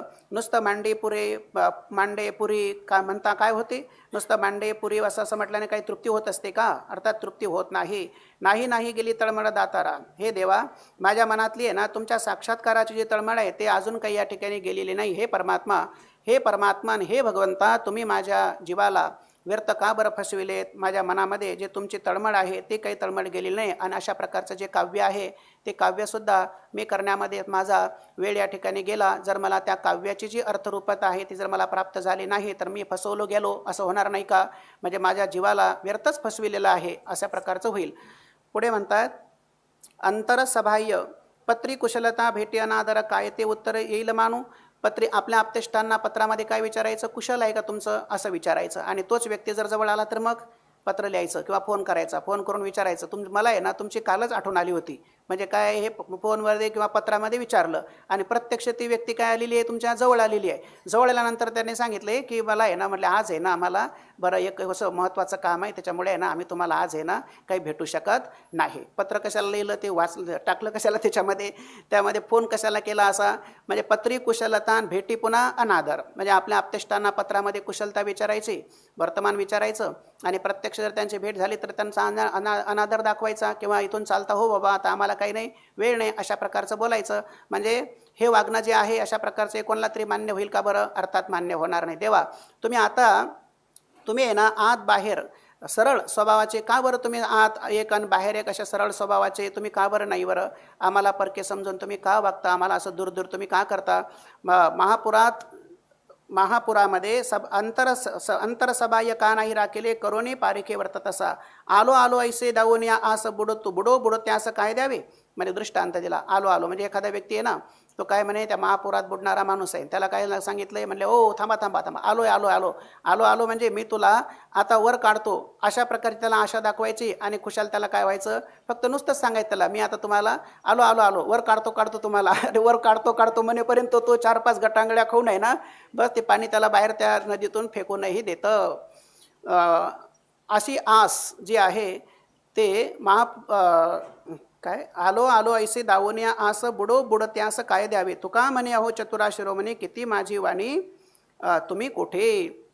तुकोबराय म्हणतात हे चतुर शिरोमणी पांडुरंगा माझं शूद्र बोलणं कुणीकडे आणि तुम्ही कुणीकडे, मी तुम्हाला अधिक काय सांगणार आहे बरं. असा परिहार या ठिकाणी महाराजांनी दिला. देवाशी परिहार करतात की तुम्ही आता मला या शब्दांच्या जंजाळामध्ये काही फसवू नका, त्या शब्दांची जी अर्थरूपता आहे ती मला पटकन तुम्ही प्राप्त करून द्या असा परिहार दिलेला. एक अभंग आहे बघा. केले तरी आता साचचे करावे विचारिले द्यावे कृपादान संकल्पाशी नाही बोलिला विकल्प तुम्हा पौण्य पापकडे देवा. उदार विख्यात तुम्ही भूमंडळी ऐसी ब्रिदावडी गर्जतसे तुका म्हणे अहो रुक्माईच्या वरा उपरोधका धरा माझा आता. देवा तुमच्या मनात जे आहे ना केले तरी आता साचचे करावे. जर तुम्हाला करायचं आहे ना मनात हित करणं असेल तर तुम्ही आता काय करा, आमचं खरंच तुम्ही आता हित करा. विचारिले द्यावे कृपादान, आम्ही जी प्रार्थना केली आहे ना त्या प्रार्थनेला विचारपूर्वक तुम्ही काय करा आता आम्हाला दान द्या, म्हणजे आमच्यावरती तुम्ही कृपा करा. संकल्पासी नाही बोलिला विकल्प तुम्हा पुण्यपापकडे देवा. एखादं सत्कृत्य करायचं आहे, संकल्प केला एखादा, संकल्प म्हणजे एखादं चांगलं काम आहे ते चांगलं कामाच्या वेळेलाच कुठं विकल्प करायचा असतो का. म्हणजे संकल्पासी नाही बोलिला विकल्प, संकल्पासी विकल्प बोलला नाही पाहिजे. तुम्हा पुण्यपाप कळे देवा म्हणजे विकल्प करावा असे शास्त्रात सांगितलेलं पण नाही आहे. म्हणजे संकल्पाच्या वेळेलाच विकल्प केला पाहिजे असं असतं का. उलट संकल्पाच्या जागी जर विकल्प केला तर काय होत असतं, ते पाप लागतं म्हणे असं शास्त्रामध्ये सांगितलं. शास्त्रात असं नाही सांगितलं की संकल्प करायचा आणि पुन्हा त्याच्यात तेव्हाच काय करायचा एखादा विकल्प पण करायचा असं नाही. तर संकल्प केल्यानंतर जर विकल्प मनामध्ये निर्माण झाला तर उलट पाप लागत असतं. देवा तुम्हाला तर पाप पुण्य सर्व काही समजतं ना. तुम्हा पाप पुण्य पापकडे देवा. उदार विख्यात तुम्ही कसे आहात, साऱ्या ब्रह्मांडामध्ये उदार म्हणून तुमची प्रसिद्धी आहे आणि तुमची ब्रिदावळी पण आहे. काय सर्वत्र त्या ठिकाणी गाजत आहे. उदार पंढरीचा राणा. देव भगवान काय आहेत, उदार आहेत. देवा तो कृपा करुणा सिंधू, तो करुणा घन आहे, तो अत्यंत उदार आहे. अशी प्रकारची तुमची ब्रिदावळी सुद्धा आहे. तुका म्हणे अहो रुक्माईच्या वरा उपरोत का धरा माझा आता. हे रुक्मिणी कांता, हे रुक्मिणीच्या वरा पांडुरंगा, इतके तुम्ही उदार आहात तरी आता माझे हित करण्याविषयी तुम्ही संकोच का बरं करीत आहात. तुम्ही उदार आहात ना तर माझं हित तुम्ही करा. मला तुम्ही आता तुमच्या जवळ घ्या. तुम्ही मला तुमचं जे स्वरूप आहे ते स्वरूप तुमचं मला प्रत्यक्षाचा विषय म्हणजे मला तुम्ही त्या स्वरूपाची प्राप्ती मला करून द्या. तुमचं जे प्रेम आहे, जोपर्यंत शरीरामध्ये श्वास आहे तोपर्यंत तुमचं प्रेम मिळावं आणि मरण्याच्या अव्यवहित पूर्वक्षणी तुमचं जे वास्तव स्वरूप आहे, ज्या स्वरूपाचं साम्राज्य आनंद तुम्ही उपभोगत आहात, ते आनंद मला मृत्यूच्या अव्यवहित पूर्वक्षणी प्राप्त व्हावा. अशा प्रकारची माझी हार्दिक इच्छा आहे. ती मनोकामना माझी तुम्ही पूर्ण करा. असा प्रकारचा परिहार महाराजांनी या अभंगांमध्ये दिलेला आहे. झालेली सेवा माऊलींच्या चरणी, महाराजांच्या चरणी समर्पित करून आपण थांबूया. थोडासा वेळ झाला त्याबद्दल क्षमा असावी. पुंडलिक वरदे हरी विठ्ठल तुकाराम मानपण की जय. जगद्गुरु श्री तुकाराम महाराज की जय.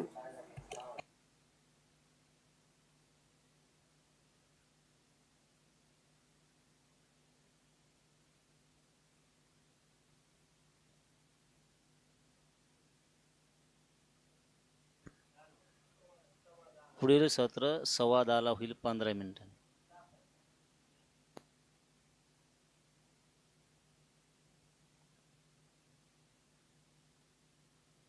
ज्ञानदेव तुकाराम